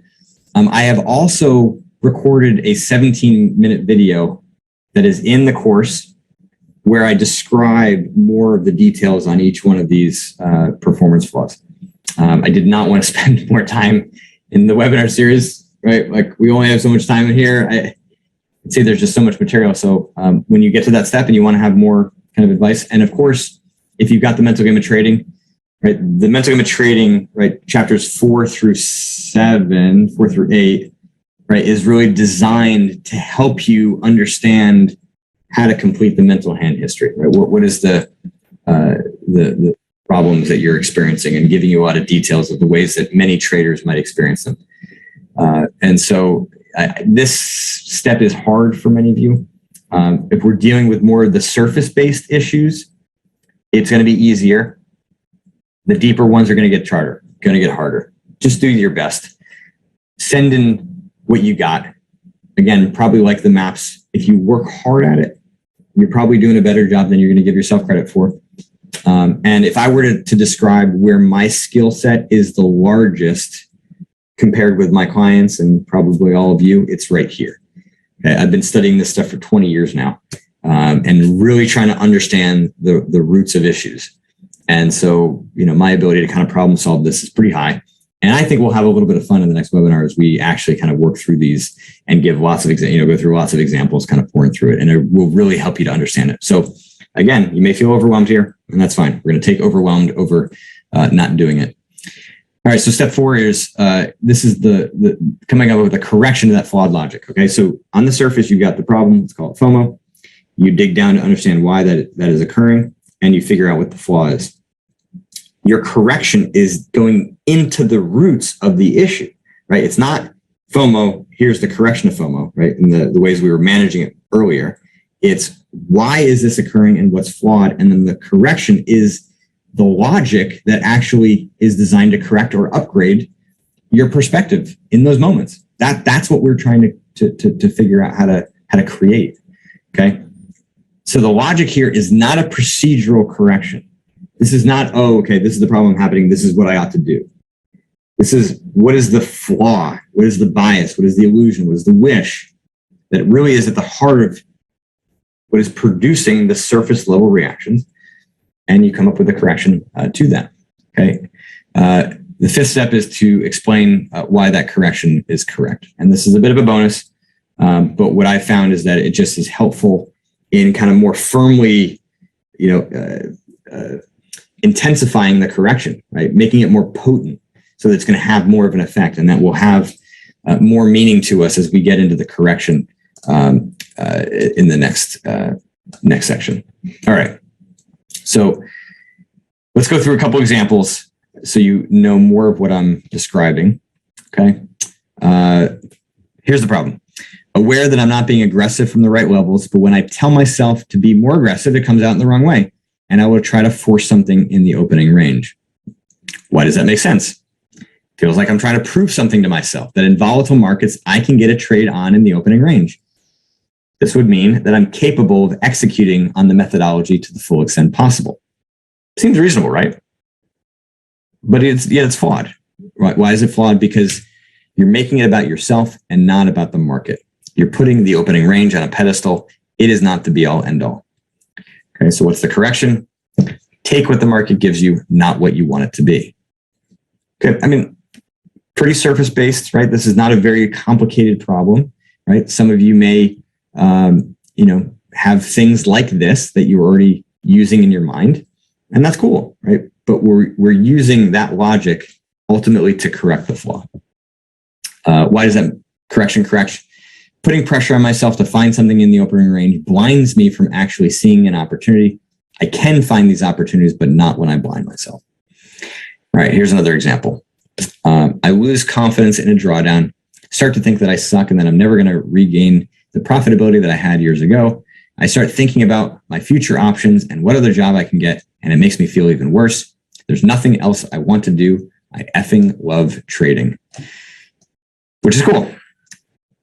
So why is this happening? Why does it make sense? Right? It makes sense because I know it's irrational because I still made good money on the year, but I can't seem to help myself from thinking, what if it continues? I imagine all the worst case scenarios and I can't see how I'm going to turn around. I'm not delusional. I know how fast the game can change and worry I won't be able to make enough to support my family. Again, this should sound reasonable to you. Right? There's nothing inherently wrong with having that sense or feeling. And yet, when we dig down, we find that there is something flawed. And the flaw is that this person was being way too results oriented and overreacting, predicting a future that assumes luck won't turn back in my favor and that I won't adjust and figure it out. So really kind of undermining and underappreciating their prior skill sets, their ability to have made money in the past, and just kind of getting too sucked into the current P&L. I've gone through many market cycles, and every time I found a way to keep making money, I don't suck. There's no way that my skills have disappeared. Okay, what's the correction here? And you can even hear there's even a little bit of correction in that, right? And that's fine, right? Why is that correction, or what is the correction of that flawed logic? I've learned a lot in my years trading. I need to use that experience and my skills to make the right adjustments for today. Just as I've done in the past, I know how good I am. Short-term results don't tell the full picture. And why is that correction correct? My skills and experience can't just disappear. I've earned those through years of battling the market. Continue to work hard and improve like you've always done. Okay. So again, I'm not giving you a ton of information here. I know that some of you felt overwhelmed by the mapping process and wanted more examples. Well, we don't have time today. Okay. Give it your best shot. Do the best you can, and it will make a lot more sense as we get through the examples in the next webinar. But let me give you a couple of tips on how to do this, at least out of the start. Okay. So first off, right, the bulk of what you're going to find, right, is in these level 3 or level 4, right? Emotion signaling, biases, flaws, wishes, illusions, or some accumulated emotion from trading, right? You are very likely, some of you are going to find, right, there's personal issues, right, level 5 and level 6, that long-standing personal issues. And some of you may also find out, so there are some weaknesses in your trading knowledge or your actual strategy, and that's fine too. It's just going to be less of my domain and more trader line domain. The next one, myth of self-sabotage. So I have self-sabotage tilt. Okay, this term I hate, and you don't have to hate it, but at least understand my perspective on it. Okay, this term is misleading. It implies that you are the cause of your issues. It implies that you have control of your own mistakes. And I know that at times it feels like you're self-sabotaging or undermining your efforts and you're undercutting what you're trying to do. And that's a form of sabotage. But it implies a level of control that you do not have. Okay? The underlying flaws, biases, the emotions that have accumulated, right? They are the thing that is actually causing you to get tripped up. They are what's producing the problems you are experiencing. Calling it self-sabotage is overconfident. Right? You are not the cause. You are not doing this to yourself. Even if it feels that way. And if it feels that way, right, then begin to change your perspective and instead ask yourself, why is this happening? Because if you are the cause, your problem solving stops. How are you going to fix yourself? You are who you are. If you're going to actually fix yourself in a pragmatic, practical way, you have to figure out specifically what is flawed, what is wrong, what is off. And to do that, you have to think differently. And you have to get rid of this term from your mind because it is a distraction, it's overconfident, and it's not helpful. Okay? All right. Some additional tips on using the mental hand history. So in the task booklet on page 2, 3, and 4, you'll see some details on how to kind of complete the task. You'll see an example of it. You also have in the course the ability to download it as a Word document, right? So you don't have to just write it. And then I want you to send in your examples to review, right? You've got 2 weeks to do them. Send in a bunch of them. I mean, don't send me more than maybe 5. Feels like 5 is a lot for one person. There's going to be a lot coming in. So yeah, we'll say up to 5. But send me 1. If you only have 1 done, it's great. I'm happy to review it. Okay. And then, but again, do the best you can. I know this is hard. I know that I'm not giving you as much information as you would prefer at this point. That's okay. There's more for us to do. Complete a mental hand history as part of your cool down when the emotion is raw and fresh in your mind. Okay. I alluded to this earlier. So in the kind of emotions that come up in the after hours trading, this came up from a question, you can do a mental hand history based off of that. So first step would be just a complete data dump, just like write out in narrative form, whatever is on your mind, whatever you're feeling. You don't have to use a data collection worksheet. Just pour it all right in here in paragraph form or list form. Okay. And then at that point, if you want to go on with your day, fine. Okay. But at least you've collected the information. And then at a later point, you can go through and try to actually break it down and analyze it. Or in that moment, you can actually work through it. Okay. But I have found that this is a great tool just for preventing that accumulated emotion from building up from day over day. Right. And so I would strongly recommend you doing that, especially because the information is fresh in your mind. You want to take a couple minute break, fine. But if you're gone for more than 20 minutes, the degradation of your data goes down significantly. Review a mental hand history as part of your warm-up or pre-market prep. Okay, so let's say you've got a completed one. Now you can use it to help create stronger vision for what you're actually going to be experiencing and battling.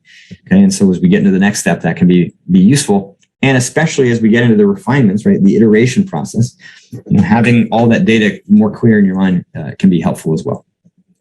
And then lastly, you are going to pull details from your answers in steps 2, 3, 4, 5 for the next step, which is correcting your problem. All right. I am going to take some questions now. Anything related to getting to the root of your problem, anything related to the mental hand history. And let's see what we got here. Shiva's asking, writing the trade journal is not resolving the issue. Still felt as managing the problem. Correct. Writing in your trade journal is capturing what's happening. To actually work through the problem, you need to use the mental hand history to understand what is at the root of those issues. Okay, Josephine is asking the why. What exactly do we do with that information? I'm guessing timing-wise that was probably related to something before the actual mental hand history came up. So if you have more questions about what to do with the asking why, by all means post it. But for the most part, yeah, asking why is that second step of the mental hand history. Tanya's asking, can you give an example of someone's map? So yeah, let me go all the way back here. And here's yours, right? Feeling like I have to trade or make money. So that would be step one of the mental hand history. And so then you'd ask yourself, all right, well, why in those moments do I feel like I have to make money? And I feel like you've said something, I can't remember exactly what it was now. If you want to post in the chat, go for it. And so that would be the example of step two. And then step three is, okay, well, what is flawed about the rationale that you've come up with in terms of why you feel like you have to make money? And Josephine, it looks like your question was answered, which is great. All right. Next question. In your book, you said it may be a good idea to do it after every session. I've been doing mental hand history without full data collection.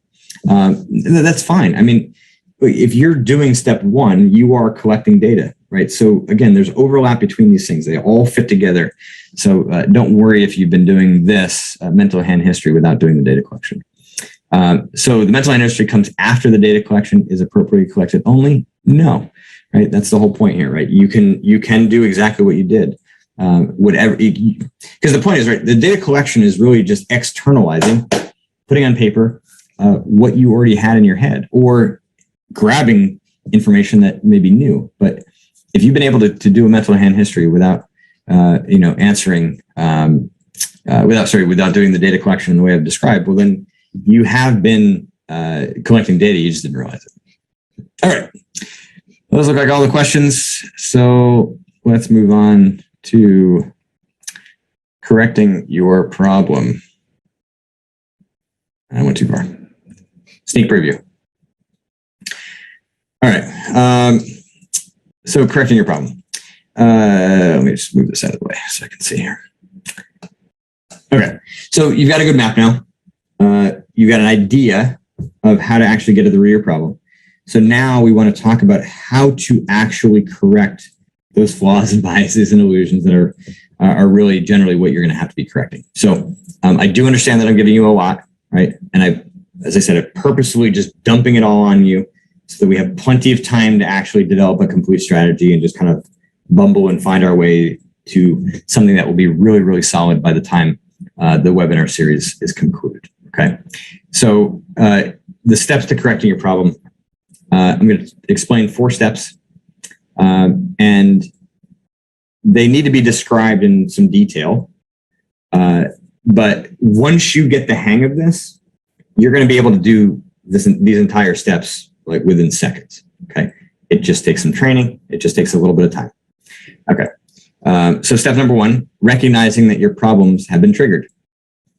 And that's what the data collection is all about, right? We're trying to strengthen in your mind the internal recognition for what's occurring. Now, right now, you all can keep up your maps as a point of reference, right? So if you're looking at data on your screen, right, you can create data points for what's going on in terms of your reaction. So your maps can be there, and that's fine in the short term. In the long run, it is far superior to have them internalized, because when you do that, right, your vision just becomes a lot more clear, and you'll be able to recognize things faster, which is what we want. Step 2. Once you've recognized that a problem has been triggered, now you need to disrupt the momentum of those emotions. Okay. So object in motion stays in motion until acted upon by outside force. These patterns have a momentum all to themselves, and they will go to their natural conclusion, which is the worst possible spot, right? So level 10 on your maps. That's where these problems have the momentum to carry you to, right? Yes, there are things that can intervene. You could have a couple winning trades. Things can turn around. But if they don't, if you're not able to be in control, you're going to actually just go to the natural conclusion. So you have to be the force that rises to kind of stop that pattern from occurring. And so disrupting that momentum is what we need first before we get to step 3, right? Before you have an opportunity to actually correct it, we just need to stop it in place. So what are some examples of disrupting momentum? So at a basic level, maybe it's just taking some deep breaths, maybe it's just standing up, turning around in your chair, sometimes need just a couple seconds of space between the reaction and the correction for that correction to have the ability to impact you. But as the emotions get bigger, the form of disruption is going to need to be more. So it might mean taking a 5-minute break. Could mean, getting down on the floor and doing 10 push-ups if your discipline is and your energy is too low. You can use a data collection worksheet, right, as a form of disruption, right? So you recognize the pattern has happened. All right, write down what's going on in the moment, and then you'll be more receptive to step 3, which is what's called injecting logic.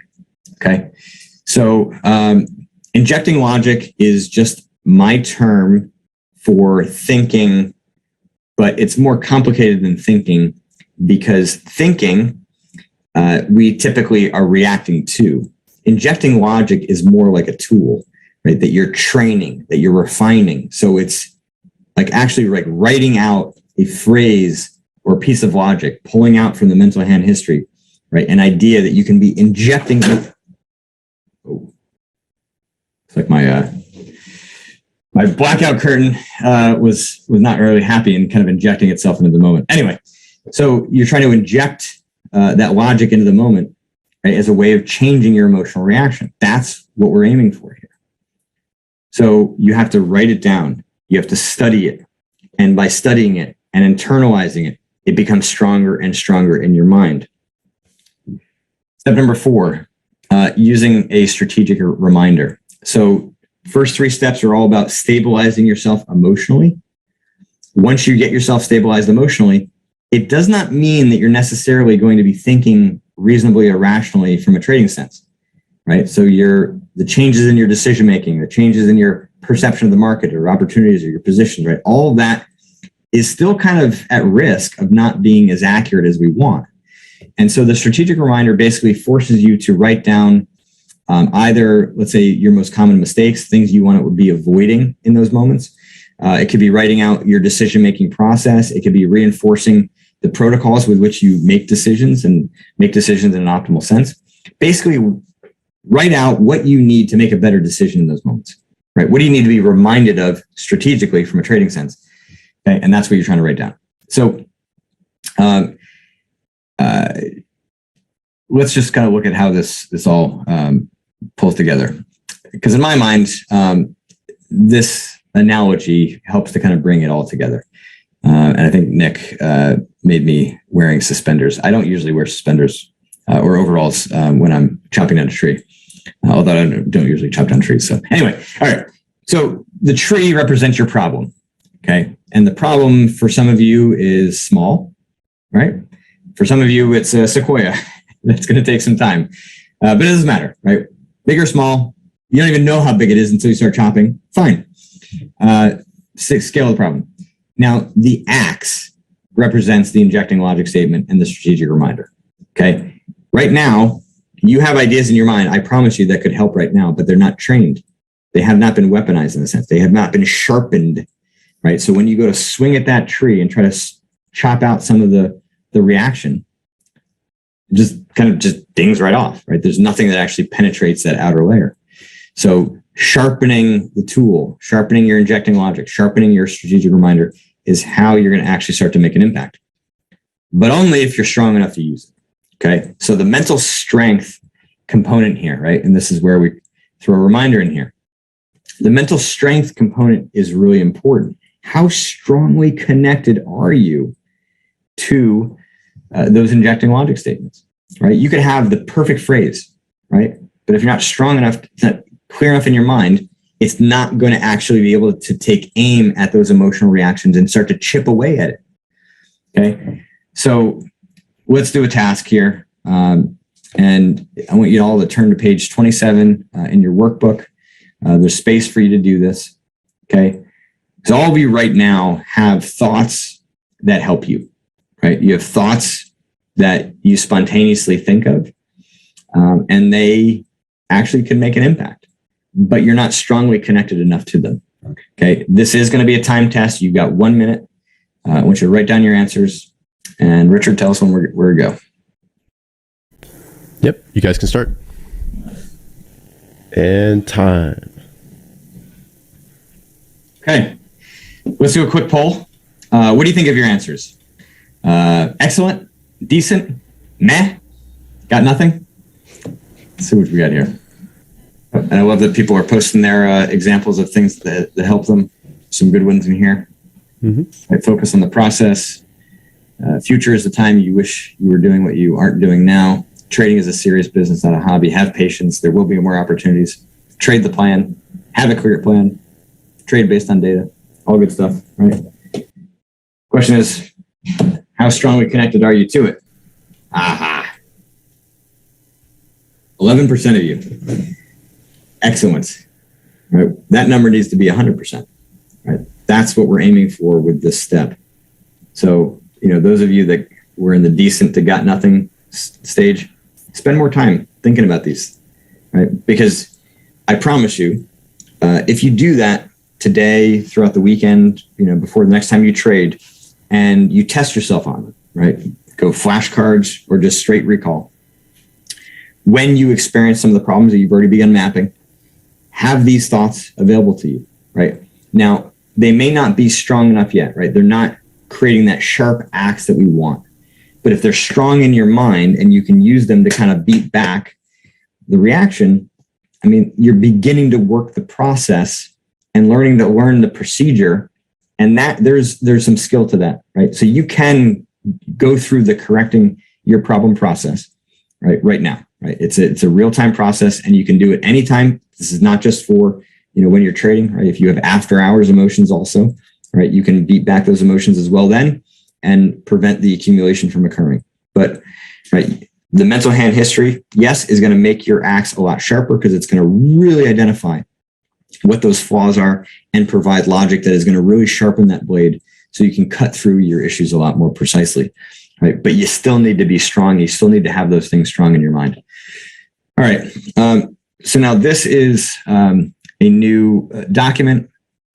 Basically, I put the strategic reminder at the top. That's the large section there because look, you could be improving your decision-making process at any point, right? And I think having that very clear in mind makes the sort of technical side of trading the thing that is most important, which is what it should be, right? Mental game is really there to help you make the most of what you already got. Now, what I did here on the left-hand side with this sort of fear level, right? And this is just an example of fear. This is true for all of them. And you've got examples of them in your task booklet. We've combined both sides of what previously was the map, right? So the map had most of the emotional stuff on one side and the technical stuff on the other. They're just combined here, so we've got more space. Then for each level that you map, you want to have a method of disruption. Now, the method of disruption could be repetitive, right? It doesn't have to be different for each individual level, but at some point it's probably going to have to be. So levels 1 to 3 might be the same. Levels 4 to 5 might be something different. Levels 7 to 10 might be something different too. And then have injecting logic statements for as many levels of you as you have, kind of accurately broken down or what you've defined. Okay. Let me just give you a quick example here. So level 2, thoughts of scarcity start to build. If these thoughts are validated, then FOMO starts to build. This starts to make me restless. Checking unrelated charts and balances, example, crypto. Method of disruption, take some deep breaths. And the injecting logic is there's always more opportunities. It may not feel like it right now, but there always is. Take pride in your execution, right? And so what you're doing is injecting that into that moment. And you might have to say that phrase again and again and again for several minutes, right? It can take some time to let the emotions just actually start to ease back. And that's totally normal. If you find that the emotions, actually, I'm kind of jumping. All right, level 4, the impulsiveness becomes so strong that I jump into a trade. This is typically not a good trade, not a good setup, and has high probability of going against me, sometimes rather quickly. Find a stock and jump in without going through my checklist for my trading plan. What's the method of disruption? Immediately close the position and take a 10-minute break. Right, and then during that break, this is the logic you're injecting. Losing out does not mean you're losing. You win with your execution, not by trying to make money outside of your system. Even if you make money that way, it may cost you more as you chase those wins in the future. Okay. So you're just kind of weaving this thing together. And as you get back to trading, right, you might need some of that logic to, again, continue to ease back the emotions. So we're kind of wrapping up here. What I would suggest is try to complete this, right? Again, it's in the task booklet, an example of each one. They're available as Word documents as well. Complete these, send them in. So effectively, you kind of have 2 bits of homework from this today, right? Complete a mental hand history and complete an updated version of this document where you're combining your map with your strategy to correct your problem. And of course, you can also be sending in your maps as well. Just to give you a bit of insight here, because this is probably a bit advanced in a sense, that some of you are going to run into these issues and it would be kind of better served to give this information to you afterwards in theory, but I want to give it to you now. If it's overwhelming, it's overwhelming, but just pause and you'll come back to this. This will be helpful to you in the next few weeks. Okay. Why does injecting logic not work? Your mind wasn't strong enough yet, right? Right. You basically just have to study your statement, use a voice recording, use some form of multimedia. Sometimes you could pair the logic with, some video from YouTube or a song. Just find something that'll work. All right. Your level of emotion was stronger than you realized, right? So that means you're going to have to update your map.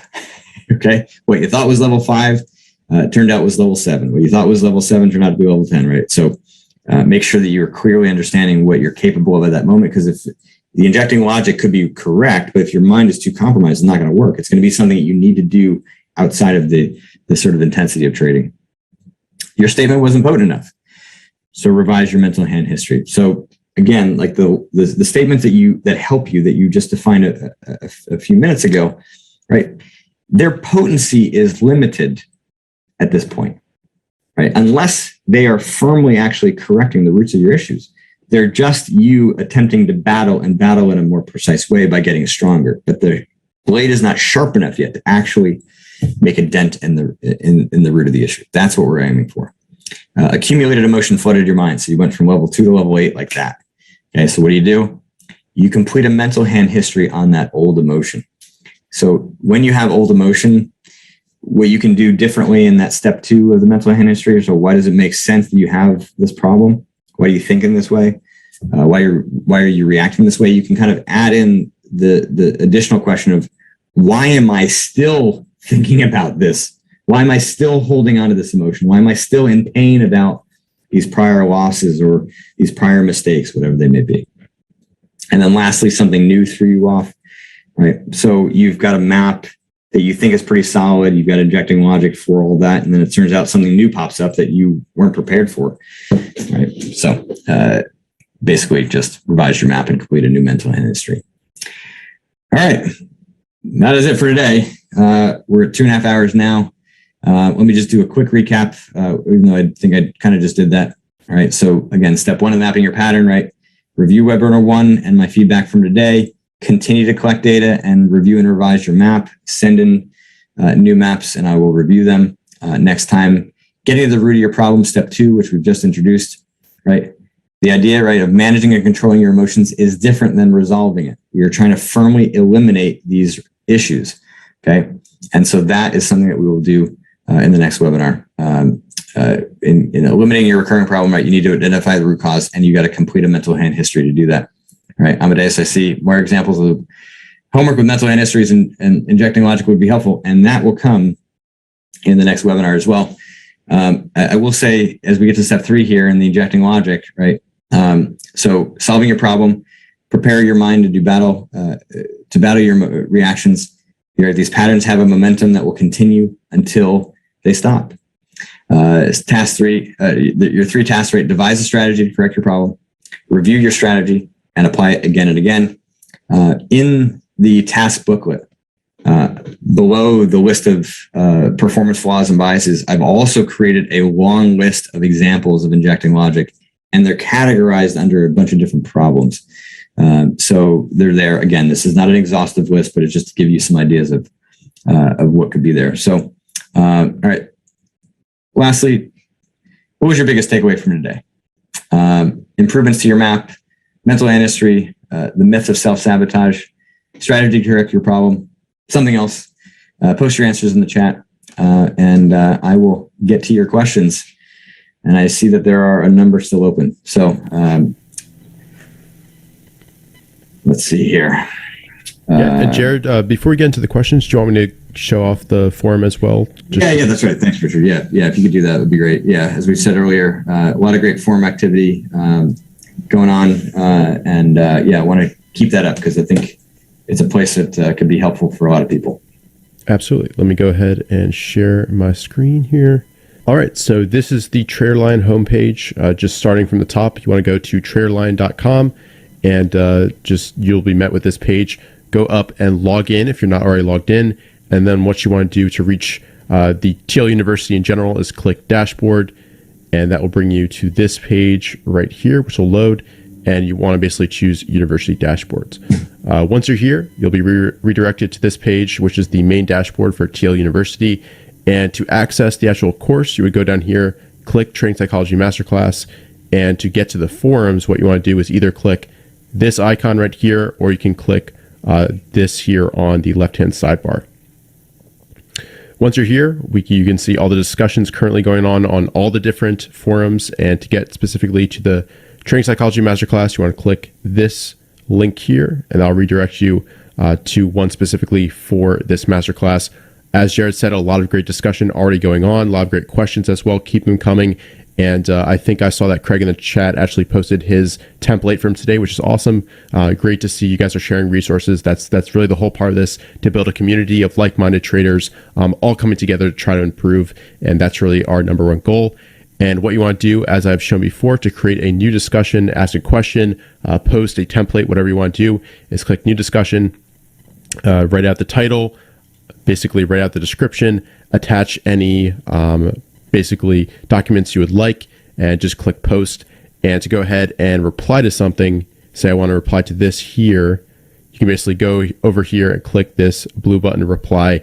And it's as easy as that. So once again, we highly encourage you guys to make the most out of this resource. It's a great part of this whole experience, I think, is being able to chat with other people.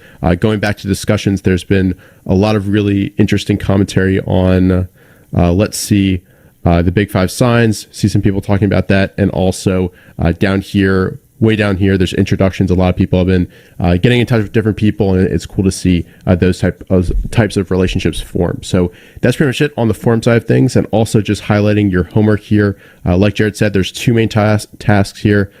Task 1 is complete a mental hand history. Task 2 is devise a strategy to correct your problem.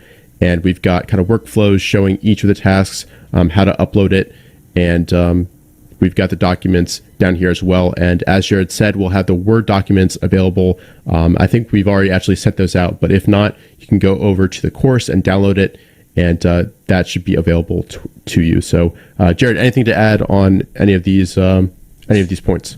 No, maybe just to show the where the video is, the kind of the bonus video. So for those of you Absolutely. kind of when you're ready to start actually going through the mental hand history process, and kind of want some additional advice on what those flaws and biases and illusions are.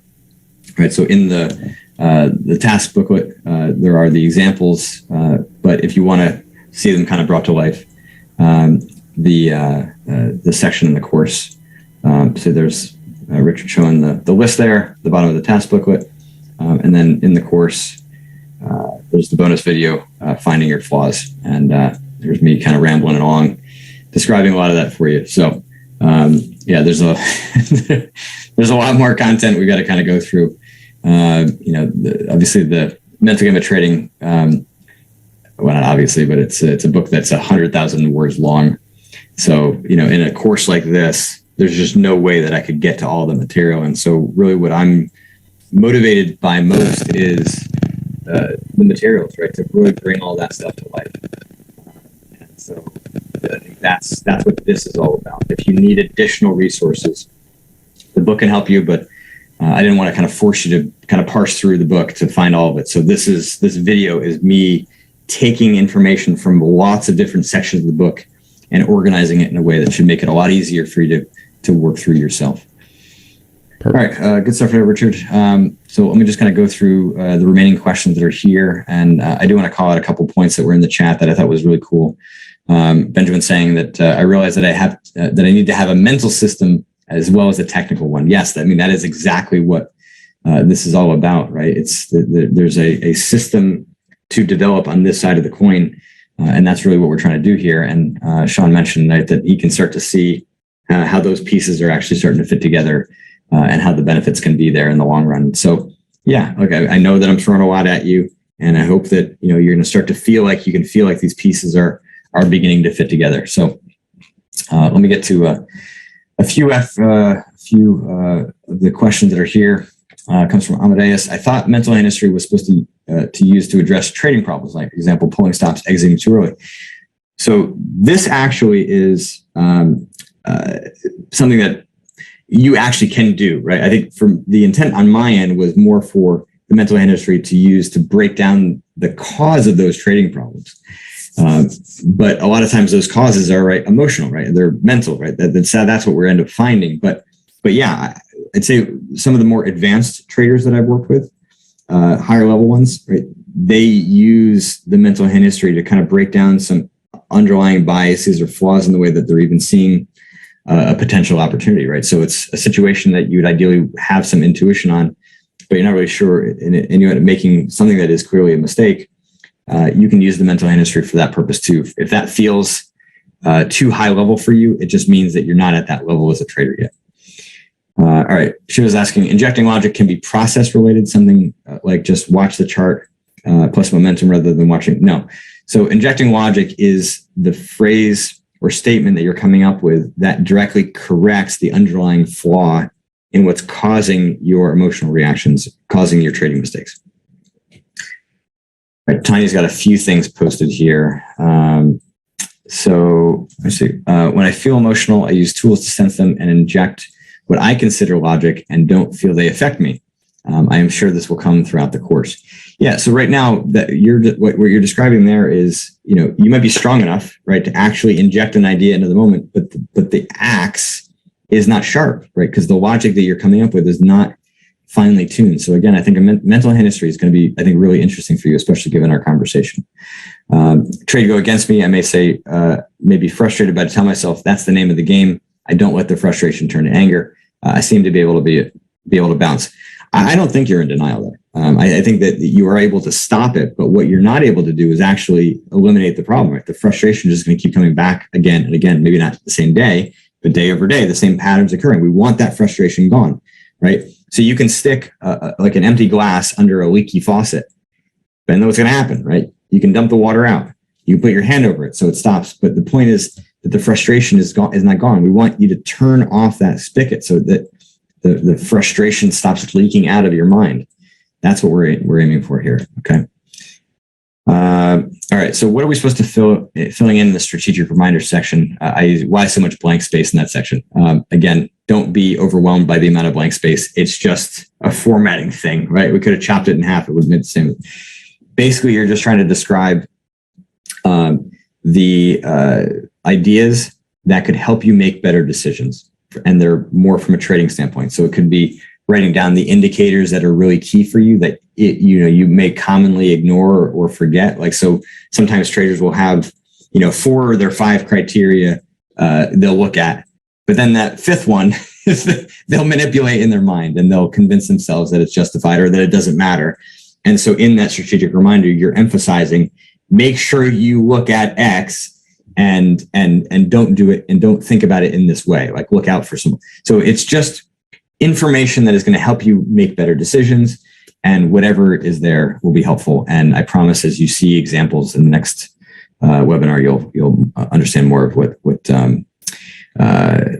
could be there. So TYP is asking me to spitball some examples of injecting logic. Maybe Richard, well, you just going to screen share that last section of the task list, the task booklet that has all those examples would be cool. I feel I need more data in the maps before going to step 2. How much data do you recommend we have before going into step 2? I am betting that you're probably being a little bit too perfectionistic or maybe a little bit fearful here, Michael, that you have enough data to at least begin trying. There is no perfect amount here. I would say just give it a shot. If nothing comes up, right, you might be stuck on step 2 for a couple of days, maybe even a week, and that's fine. But begin asking the questions, right? Because as you begin asking the questions, your mind is going to start to organize itself and begin to access data that you don't typically have access to. All right. So I would like to know the mystery behind Jerry doing 2.5 intense talking and still not losing energy and excitement. How to be so mentally fit. I mean, I have sometimes days where I'm doing 7 or 8 coaching sessions in a day. So yeah, I mean, if we needed to keep going for another 3 hours, I'd have the endurance, train myself all out of a long period of time. I can also tell you that typically when I end at 5 or 5:30, I'm going right into daddy duty. So it's not like I get much rest there either. So, occasionally I'll crash on the couch and watch TV immediately afterwards. And I can promise you right now, what's going to happen next is that my daughter and I are going to be outside building a raised bed garden. So I'm going to try my hand at a green thumb here. So yeah, I'm going to go right from this to more energy, but I promise you that I will be crashing at some point later today.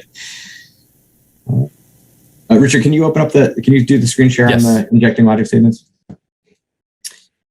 All right. A couple more questions here. In real time, once we have a mental hand history and strategic reminders completed, do you suggest we have those in front of us and read them, say them out loud as we find ourselves right in the middle of the problem? Yes, exactly. So, sometimes the mental hand history can be a bit too extreme. This is why we pull out information into that document, right, where that's just the injecting logic statements, just the methods of disruption. So yes, you can have it in front of you, but ultimately at the end of the day, what we want most, right, is for you to internalize them. So do both, right? Read them before you in your pre-market prep so that it's a little bit stronger in your mind, and then for sure have them in front of you. Okay. If I'm rationalizing taking a subpar trade that doesn't meet my rules, is that fear, confidence, or what would it be?